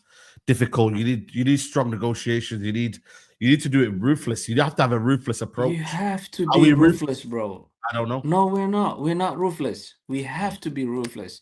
So the problem is not the manager. The problem is players. We have to fix the board. I know. Imagine how shameful, you know, United cannot afford to buy a ticket, the staff, to give a ticket to watch the final. That's so shame, bro. You know that. It's embarrassing, man. Embarrassing, bro. Look how down we are. And still people are blaming the managers. No. The managers that we had, they are the most top 10 managers that in the world, I think. Jose Mourinho was good. Louis van Gaal was good. You know, this guy we have right now, he's really good. Erik ten Hag was really good. But the thing is, the players that we have, they just play for, like, you know, for fun. They come here every day, like, you know, to get the check. They are not, like, you know, interested like winning. They are not interested for challenging, bro. They look like they're scared, bro. I have been all traveled with you the other day. Yeah, I came all the way from Finland. Brighton, bro, smoked the shit out of us, bro. 3-1. Yeah. Easy. So easy. these players, easy, bro. They're easy to get beat. In Old Trafford, it used to be a place where other teams, when they come to Old Trafford, they used to be scared of Old Trafford. Even the fans that we have in Old Trafford, bro, they're so quiet. I don't know if you have seen, you know, the Sir Alex stand. Yeah. They're Very so quiet. quiet. It's Yeah. dead, bro. Everything's fucking dead in this team, bro. I know. Yeah, I don't know. So I hope we have some luck on next week. But I have a feeling that Tottenham is gonna smoke us, bro. And then that's it for Man United. Listen, big up Ayub, man. We'll catch up again, man. Hopefully, Big Old up. Trafford, maybe. We'll Yeah, see each other bro. soon, man. Big up to you and big up Take to care. Nuruddin and everybody, bro, on your channel. Love, bro. Always, Yes, man. bro. Always, bro. Yes, Big up, man. man. Big up to you, man. Let's bring on Shay. Shay, can you hear me? Hey, Saeed, you hear me? Yeah, I can hear you, man. What are you saying? Well, go. I'm from Trinidad and Tobago, home of Dwight York. Big up, man. Big up from Trinidad. Yeah, the home of Dwight York, one of the best strikers ever. Yeah. Proper goal scorer in a night. Yeah, could do with a striker like York right now, couldn't we? Yeah. You could do that. Right now, he's the coach of our national team now. Oh, is he? Yeah, so we're trying to win the Gold Cup. Okay, man. Right, respect, man. So- Hopefully you do something there, man. Yeah, so we're trying to squeeze in the qualifiers to get into the World Cup. Yeah. Okay. Big up, man. Big up to you, Yeah, man. last time was since 2006. Yes, you played against England, didn't you? Yeah. And Crouch Pearl, the Rasta man. I know. I seen it. You did the little celebration at the robot celebration. Yeah. We still saw about that. Crouch can't come Trinidad.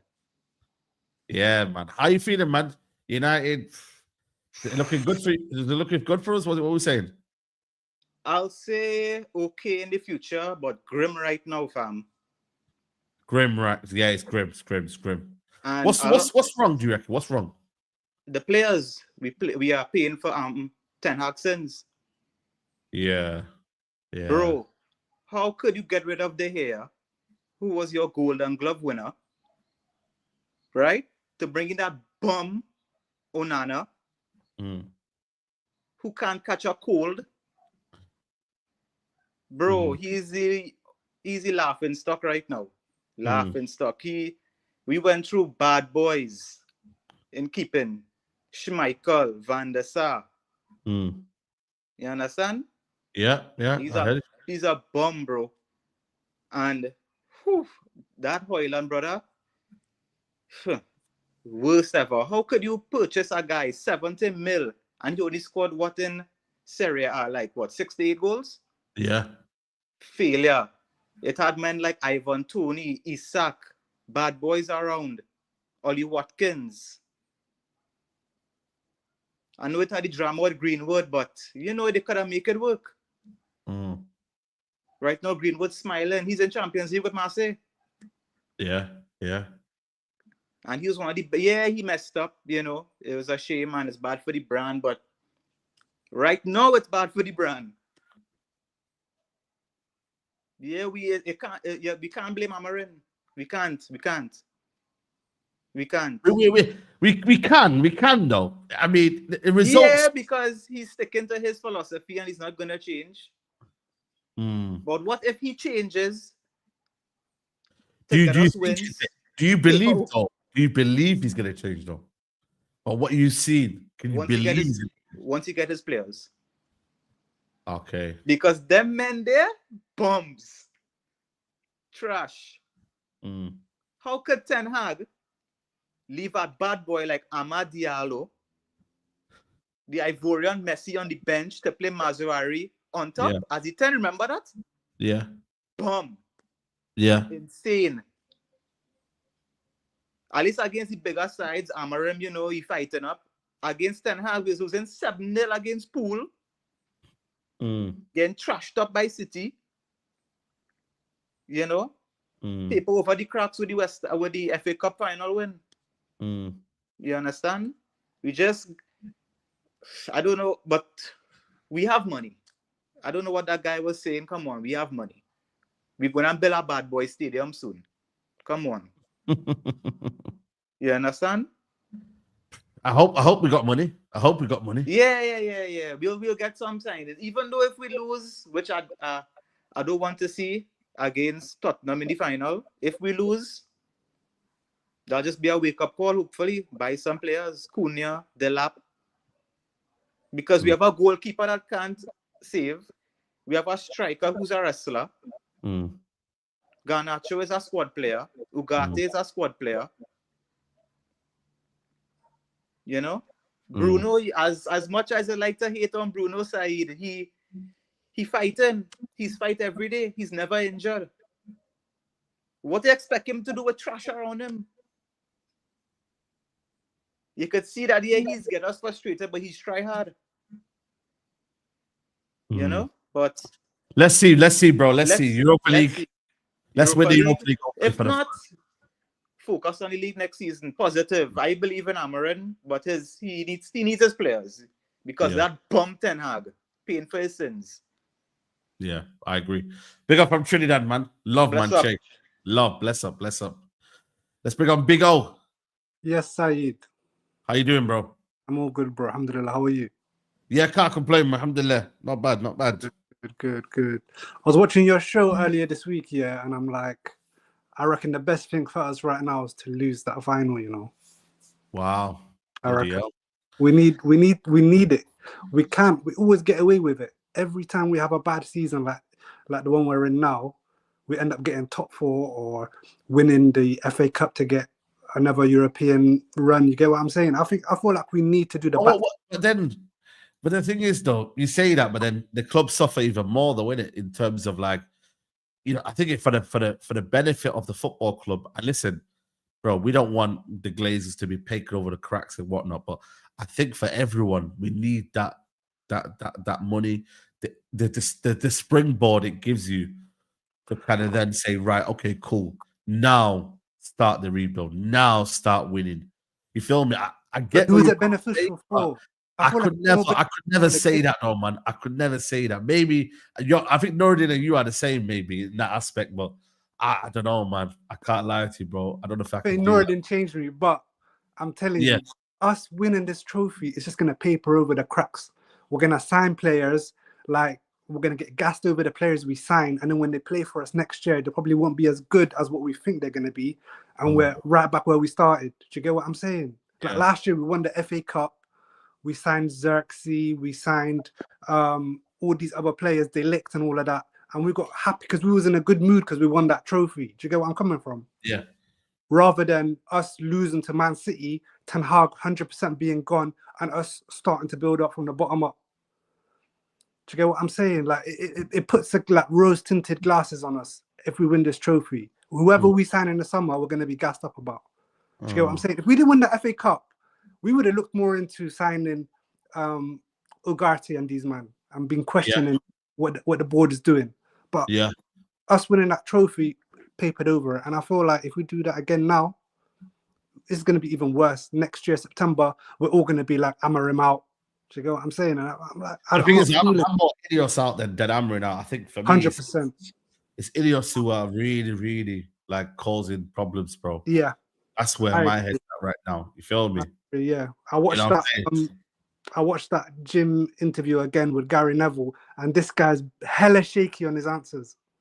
Yeah, he is. He knows how to like skirt around it. Get himself worm his way out of it, but he's like hella shaky. When Gary Neville tells him, "Why don't you guys put money together for the players that are like losing their money?" And this guy's like, "Oh, I never thought of that before." Come on, bro. This guy's a billionaire. How are you talking like this? Like you got a club that you're like trying to buy and you're moving like this. I feel like with these guys in charge, we're in big trouble anyway. But yeah, and I need to get onto you about Bruno as well. Bruno, come on, Saeed, man. I mean, I think the problem is though, if you're saying I was a big Bruno hater as well, wallahi. No, but then that's a bit hypocritical then, because you're saying Bruno, I hate Bruno, but then people say ultimately Bruno needs better around him. This is what you're gonna need. You're gonna need Champions League money. You're gonna need that money that you get from winning the Europa League, etc., to help build better around him. That makes sense, surely. Nah, 100%. But we've got with Bruno. I'm not gonna lie, he's done a lot for us now for us to get to this final. If he wins us this trophy, I'm happy to take that Al Hilal money, and you get what I'm saying. Rebuild from there. Do you get what I'm saying? It'll be a good ending for him, and we could just be like, there you go. But yeah, I reckon if we win this trophy, I reckon we're just gonna be in the same circle again, brother. Do you get what I'm? No, I get it. We'll see. Yeah, but now listen, big up to you, big old man. We'll catch up, man. Yeah, respect, man. Big up to you, man. Big up to you. Let's bring on Aaron in the building. Aaron, big up to you, mate. Big up, Saeed. Can you hear me? Yeah, big up to you. Big up to you, man, for becoming a member before, man. Appreciate Hey, it. I've been a member for about a year now, so I don't know the support real. Big up, man. Hold on, I'm gonna take a walk and chat real quick. Big up to all the Caribbean people as well. Yeah, big up the Caribbeans, man. Big up. But my reason for calling today is about Amorim. Yeah.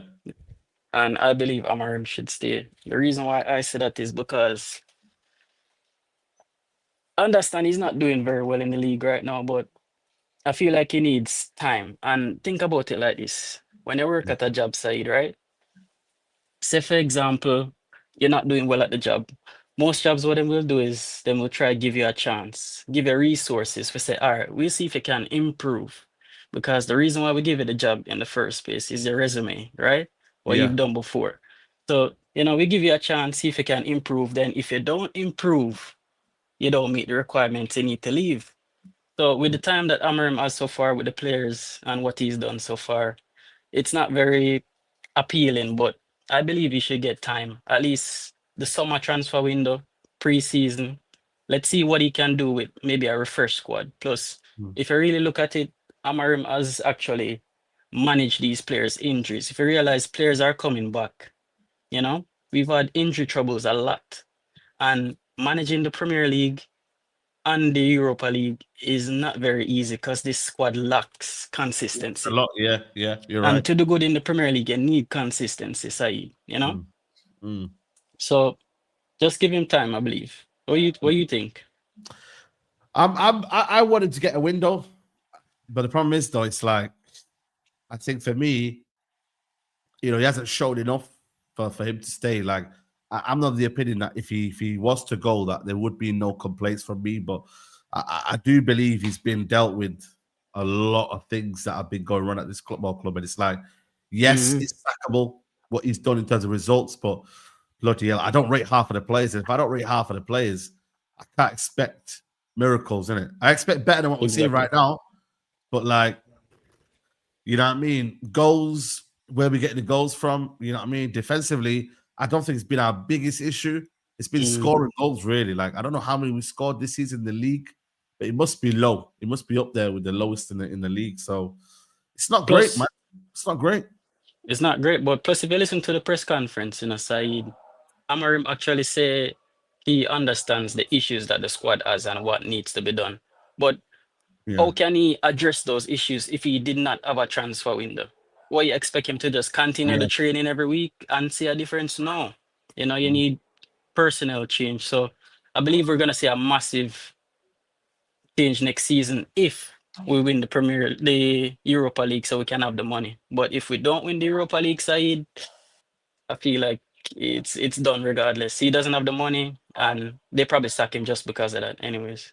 Yeah. I mean, still got to sack him and pay compensation, so it's kind of mad. It's a lose-lose situation. But lose, man. You know what I mean? And then who do you go and get after that? Exactly. Do you get a team that's up and they're ready? Do you get, like, I don't know, it's dark times, man. It's easy to say Amorim out, but who does this board really get next? Who's going to jump their ship and say, yo, I want to join Man United, who have uncertainty around money? Yeah, go on. I believe Amorim is a good coach, and I hear people bash him saying that, a good coach, uses the players that he has and makes them better, or, like make the most of their ability. But I believe that with Amorim, I've seen slight changes with individuals in the squad, and that's not just random. That is instruction. You have to realize, yes, we did change the formation, but what makes a formation different is instruction. And I think as a fan base, we can agree a lot of these players lack IQ. And when you change a formation, you need intelligence because the instruction is going to be different compared to like the 4-3-3. So I don't think they're intellectually good. I think we have a lot of athletes, pay some power to an extent, but not a lot of intellectual players. So if we can add a couple to the team, especially the midfield, the 10s, I think it can completely transform the team. Because the backline is not that bad, Saeed. It's just the creativity and finishing the chances. And as them say with football, goals change games, and we struggle to score goals. So, you see. We'll see, man. Now, big up to you, bro. We'll Yeah, catch man. up again, Aaron, man. Love Bless. for Big up the taking chat time out. people. You see me in the chat, Saeed. Bless. Yeah, man. Big up, bless up, man. Bless up, man. Big up to you, man. Big up to you. Let's bring in Sahel. Sahel, what are you saying? Yeah, assalamu alaikum, bro. How are you? Salam, how are you, bro? Yeah, not too bad, man. Obviously, a tough period. Yeah, very tough period. My concerns with Amorim is obviously this is sackable form, but I feel like even if we give him players, what we've seen so far, I still think even if we give him players, is it good enough to win us the league and Champions League? Like his system. Like for example, I'm not gonna look as far as that, but I get what you're trying to say. That's the ultimate aim, but bloody hell, I don't think we're near that. no, I but what would I'm say, saying is like, yeah, go on. now, for example, yeah, the way we build up, like I'm seeing one of our centre backs invert into midfield. You're telling me if we get a better centre back, is that still going to work? For example, in the Premier League, having a centre back invert into midfield next to Ugarte or whoever, you know, Yeah. when we're trying to press high, where our shape is like a 5-3-2 instead of the wing backs pressing. And again, that could change with better wing backs, but you know, is Amorim gonna adapt? He is a young manager, so maybe he will. Like he might make adjustments. But so my thing is, even if he gets his players, will his style of play work in the Premier League? Because we could end up giving him 300-400 million. We might make top 4, which obviously an improvement. We might pick up a trophy, whatnot. But then what happens after that? Like, Thing is, we don't know with better player quality where could this United team be, but tactically he hasn't showed us enough that he could do and build a lot with what he's got. You feel me? That's the concern for me. Like, you know, if you can show something with what you've got, then you can say, you know what, fair play. This guy's done a lot with little resources. But that's, you know, with more resources, there's more pressure to win. So it's difficult, obviously man. the players, Yeah. Obviously the players are a big problem. Like we Yeah. can't score goals. Like we've got Garnacho and Højlund, 2 of the worst attackers in the Premier League. Like, Facts. No top manager is doing well with that attack. Like, let's be honest. None. But at the same time, like, we shouldn't be 16th. We can't be 16th. Like, if this was Tuchel, if Tuchel came in mid-season and we were 16th, would United fans say give him time? Like, let's be honest. Yeah. It's only because it's Amorim and he's a young manager, and of course he can improve because, you know, he is still a young manager. But you know, United fans always have different energies for different managers and players. Like we've seen it. Garnacho and Højlund don't get the same abuse. I'm not saying they should get abuse, but I'm saying they don't get the same level of scrutiny as Martial, a Rashford, a Pogba, a Jesse Lingard. Like Ugarte and Fred, look at the difference. Like Fred used to get cooked. And don't get me wrong, he wasn't good enough, but he used to get cooked a lot. But then Ugarte comes in and he gets praised for running around, even though he's not even as good as Fred. Facts. And they both cost the same money. Facts. I feel like our fans are just, some of them are too, like, they put too much emphasis on backing the manager and they always want to slate the players. And don't get me wrong, the players aren't good enough, but it's a mixture of both. It always has to be. Yeah. Let's see. You think we win the final, by the way? Oh, yeah.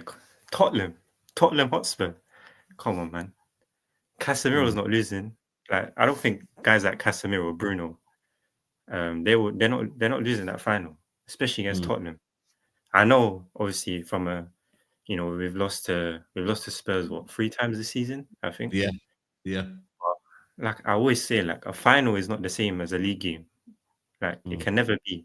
Like we saw it last season when we played Man City. I know they were drunk, but you know, a final was a one-off game. Like players, as a player, you always put in that extra 10-15%, no matter how bad you're playing. And like we've got, like, as bad as we are, we've got players that in a one-off game, we've seen it, like last season, Man City in FA Cup, when we beat Liverpool in the quarterfinals. Like these players somehow, like when they're down in the dumps, they somehow pull it off. Like when no one expects it. So exactly. I feel like in the final, especially against Tottenham, like I'm seeing Tottenham fans get excited, and I'm seeing Tovs trying to say that Amorim, Ange, and Spurs are going to win and whatnot, but that's not happening. We're beating Tottenham, but again, a Europa League is not. It's not Man United level. Like we celebrate it, we celebrate the victory, and then we have to move on in the summer. Yeah. Nah, big up, bro. Love, man. Sahel, man. Appreciate it, man. Big up, man. Let's bring on Teeman. Teeman's in the building. Hey, can you hear me? Yes, I can hear you. What are you saying, bro? Yeah, it's such a weird thing to me that like in the Europa League, we're such a different team than the Premier League. And for me, I think the players mentally gave up on the Premier League like 2 months ago because I think they realized like we're not making top four. Like there's no point in even trying to make top four. So I think in their minds they were like, whatever, we're not going to get relegated, so we just won't try as hard in the Premier League as we will in the Europa League because that's an avenue to the Champions League, right? You win the Europa League, you're in the Champions League, right? So I think but that's an issue within the club because we're Manchester United. We should be fighting in every competition. We should be wanting to get results in the Premier League every weekend, and it just feels like whether it's the players or the manager, I don't know, but we just can't get up for a Saturday afternoon game against West Ham, but against a semi-final against Bilbao, we somehow beat them 4-1, and I think it was 7-2 on aggregate. It's like it makes no sense to me, and Bilbao are far better than West Ham are, so it makes no sense. Yeah, I mean, do you back the manager? Do you see reasons where people have wanted him gone? Like, what's your opinion of the manager? Well, I can definitely see why people. I mean, like we're 16th, could finish 17th. Like it's that's not good at all, right? So I can see where people are coming from. But for me, I think Ineos messed up with Ruben in terms of they should have brought him in at the end of the season. They should have sacked Ten Hag, brought in a true caretaker manager where it's like, okay, just steady the ship till the end of the season. Ruben's coming in. None of this Ollie nonsense where it's like you have a good 2 months, then we give you a 5-year contract, and then it all just goes, downhill. I think they should have been like, okay, whoever it is, maybe should have kept Van Nistelrooy just as, interim coach. And then everybody knows Amorim is coming in this summer. Let Amorim win the league with Sporting. Let him do whatever, right? I think they threw him into a hot mess in the middle of what was already a hot mess, and it's gotten worse and worse and worse. And I think we've seen improvements with Amorim. Like I think some of the tactical changes he's made, like against Lyon, that comeback, like, I think him bringing on Mainu changed the game, and I think that was a very smart substitution he made. So I think there's definitely things to get me excited for, but the leash is short after what's happened this year in the Premier League. Yeah, it's difficult times, man. You know what I'm saying? Like I said, it's it all rides on this Europa League. The impact. Yeah, if we give Spurs their first European trophy, man, the thing is, like, it's Spurs fans don't bother me. It's just the merit of like Spurs are notorious bottlers. Everybody makes fun of them because they don't have any trophies. It's like, oh wow, guess what? They beat Manchester United in a European final for a trophy. It's like, my goodness, man. Like I can't deal with that. Like, so we have to win, and like 17th with no trophy for Manchester United. That's like, I can't even imagine that. Like that's crazy. It's crazy. But now, big up, bro. We'll catch up again next week, bro. Love. Yeah, sounds good, Saeed. Thank you. Good man. Take care, man. Take care, bro. Let's bring on Alien Tenno, mate. How are you? How you doing, Saeed, man? Yeah, not too bad yourself, bro. Yeah. All right, big up, Saeed, chat. Everyone, how you doing? You know what, Saeed? You should do a poll now, yeah. How many finals will you see Saeed celebrate Man United winning before you see Lee Gunner winning? Bro, I'm telling you. You know what I mean? Hey, look, Arsenal's going to win a unique treble, Saeed. Coming there second 3 times in a row. Maybe we should make a new trophy for that, you know what I'm saying? Second, ole, man, it's crazy. And another thing, Saeed, when we clap Spurs, and we will clap Spurs, you've got to get on the blower to expressions. You've got to tell him, how do you like your baked spuds? With tuna, beans, or cheese. That's it. Get in there. Anyway, Saeed, look. Yeah, I've been listening to the guys, and everyone has their own comments and opinions on things, and that's the beauty of being fans, isn't it? We all see things in a different light. I mean, one of the guys who said he wants United to lose the final. You should never ever want your team to lose the final, whatever the circumstances. If you want your team to lose the final, you should not be supporting them. I'm sorry, but that's the way it is. That's the whole point of being a fan, is to get into a final and win it, whatever the circumstance.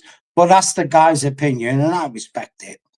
My thoughts, Saeed, on Amorim, I just think, look, Saeed, Amorim comes across as a real nice guy, doesn't he? You know, people were telling me, you know, he's unbeaten in Portugal. You know, look, the Premiership is a different beast. We all know that. Like, this guy has rigidly kept to his system, and you have to give him kudos to keeping to his system. But this is the difference between also runs and winning managers.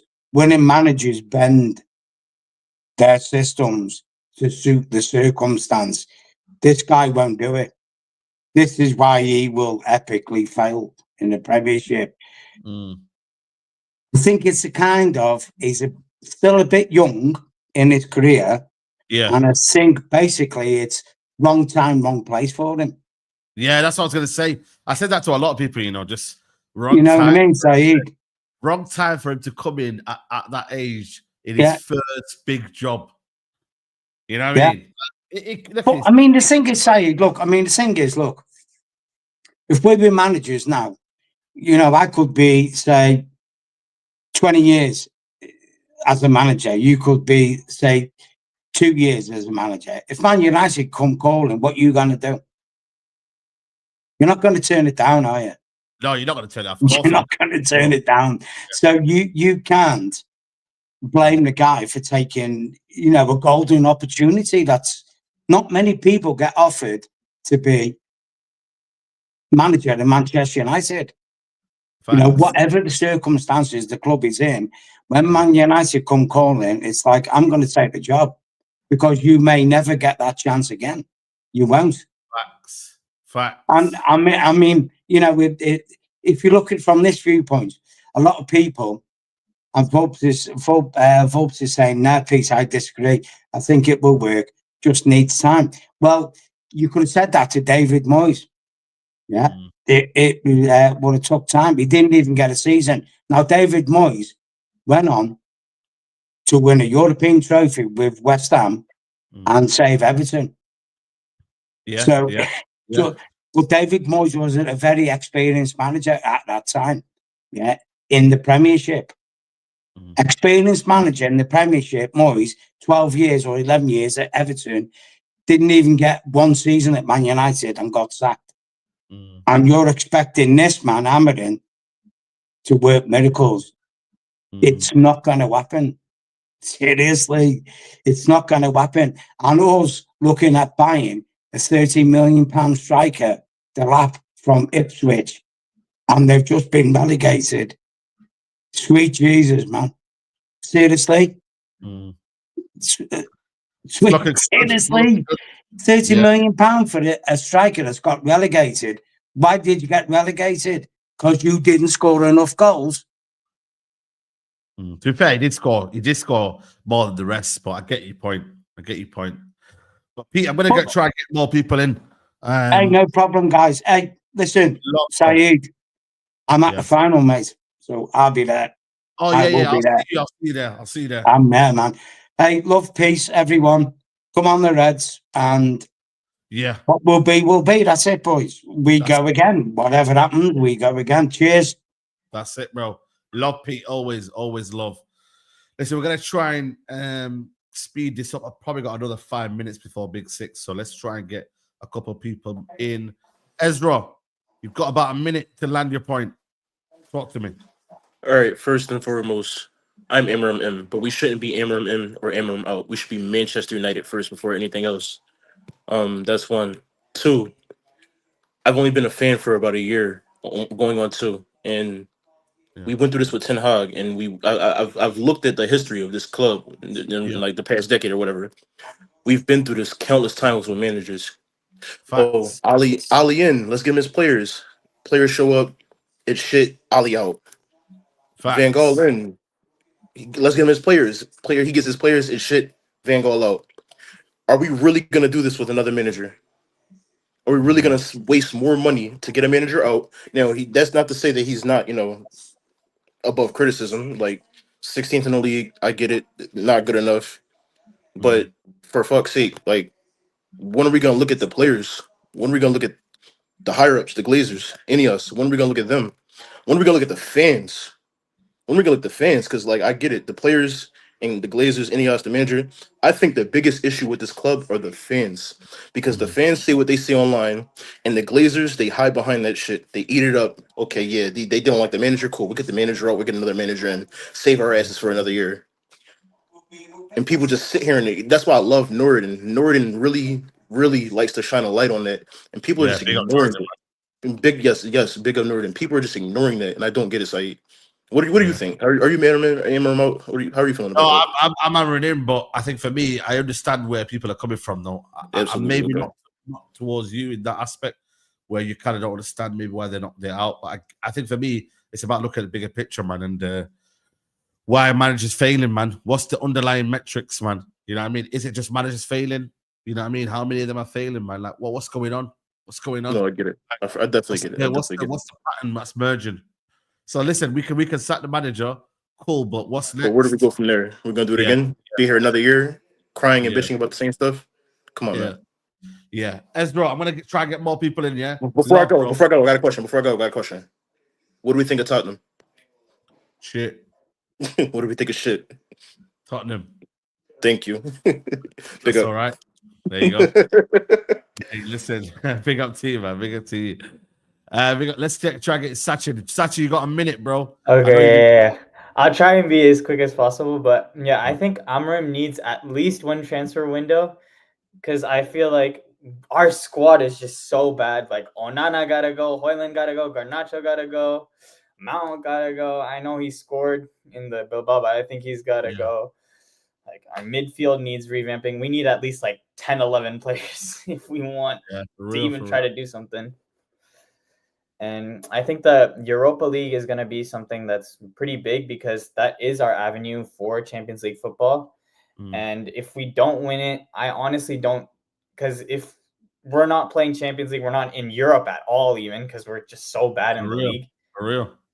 Like, if we don't have that, then I don't think we can attract any big players. We're just like in a hot mess. And I kind of also want to say that, like, we have like put Amorim in such a bad situation, even like in the winter. Like, I get it, Rashford and Antony had to go, but we didn't get any replacements for them. It's like, we're gonna stick with Garnacho.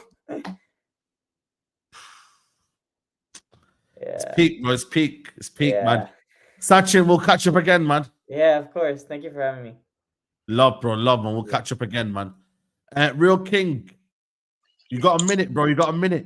Big up, my bro, every time. On Ruben Amorim, look, I wanted to give this manager time, but I'm Ruben Amorim out, because he hasn't done enough for me to back. He hasn't done enough for me to back him.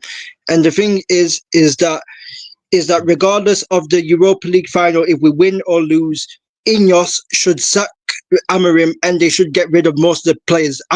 They should do both sides. They should get rid of most of the players and sack Amorim, because otherwise they are losers. At the end of the day, if we stick with Amorim and get rid of most of the players, I think we'll be in the similar situation. But if we sack Amorim and we keep most of these players, we'll be also in a similar situation. So you know what I mean? So it's kind of a lose-lose situation. I don't want Ineos to basically did what they did with Ten Hag, is where they sack Ten Hag and then bring in Ruben mid-season, because I got a feeling that they might do a similar thing. They might give Amorim his players, and then after 10 or 15 games, they sack him, and then we bring in another manager in mid-season.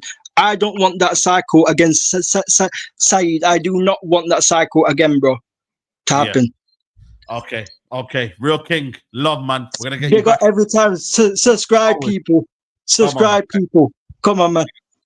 Big up, man. Let's bring on there. So Ben, you're next. Yes, big up. First, yes, I'll be very quickly here. Firstly, free Palestine, fuck Zionism. I'll be very quick. With the Ruben Amorim, very quickly. If he wins the Europa League, I'm going to give him 5 games next season to prove. If he loses, I'm Amorim out. So that's Ruben Amorim done. With the bigger picture is Ineos. I personally am disappointed with a lot of content creators and people on social media not seeing the bigger picture. The bigger picture is Ineos. Ineos have failed, regardless if they sack Ruben Amorim or not. They have failed. They sacked 500 employees. They sacked Dan Ashworth. They paid 10 million or 15 million, whatever it is, out in Newcastle. Paid 10 million to Ruben Amorim. I think it's a disgrace what they're doing to this football club, and we will never be back at the top unless these vultures are gone. Shame on the 1958 by not organizing more protests. Obviously, big up to them, but shame on them for not organizing more protests. I think there should be 2 protests a month.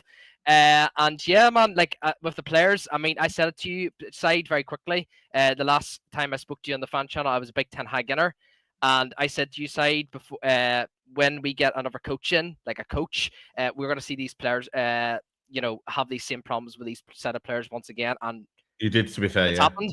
So, like I said, people, look, Saeed, I love your channel so much. Please, Saeed, I don't want to be name calling or anyone in this Mandem talk, but please, Saeed, bring up Ineos more, man, because certain Mandem, as soon as you say, now big up to yourself, Saeed, certain Mandem go very, very, very quiet when the whole panel speaks about Ineos. So bring it up, man. Big up, anyways. Free Palestine always, bro. Appreciate it. Always, bro. Always free Palestine. Bro. Big up, man.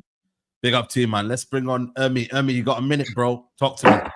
Hi, Saeed. Hi, everybody. Good morning. I think that as Man United fans, we just overreact sometimes. I think that the problem with the squad is not as big, as we see it to be. Yeah. For example, if you look at last season, towards the end of the season, the players had something to look up to. They wanted to make top 6. And so they were performing very well, right? So towards the end of the season, they were getting results. This season, we're already 14th, 15th. The best we would have done is probably 12th or 10th. And so what happened was everybody checked out, blame it on the players, blame it on the coach. Everybody checked out and focused on the Europa League. And they are getting results from the Europa League. Whether we finish 8th or we finish 16th, what we are trying to get is the Champions League. So why not just go through Europa League? And if you look at it this season, if we had a credible striker, Man United will be 8th position. Just go through the results against Bournemouth, against Lyon, even against West Ham. We're not supposed to lose. Just look at it from that sense. You have just Osimhen, and Man United will be 8th right now. We won't be saying the coach is bad. Add Osimhen and maybe add Mbemo or something. We won't be saying the coach is bad. I'm not in for Amorim in or Amorim out. Get us a good squad.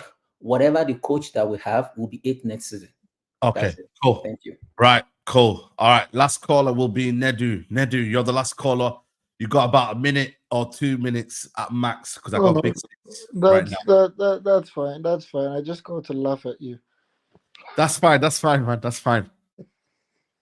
What do you want to say? You want to get who do you want to get in? Silver. Bring in Silver. No. You know what? You don't have to bring in Silver. I'm never going to suggest anyone again. Anybody that you bring, I'll just say my mind. You're not qualified. You're not qualified. You know, you know what it is like.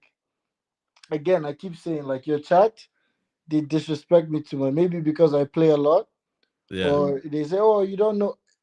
The reason why I said I didn't want Amorim, and the reason why everybody is like, oh, we want Amorim. It's because they don't watch football. If there's one thing I know that I do very well, aside make money, is watch football. Yeah. Those are the only two things I know how to do perfectly.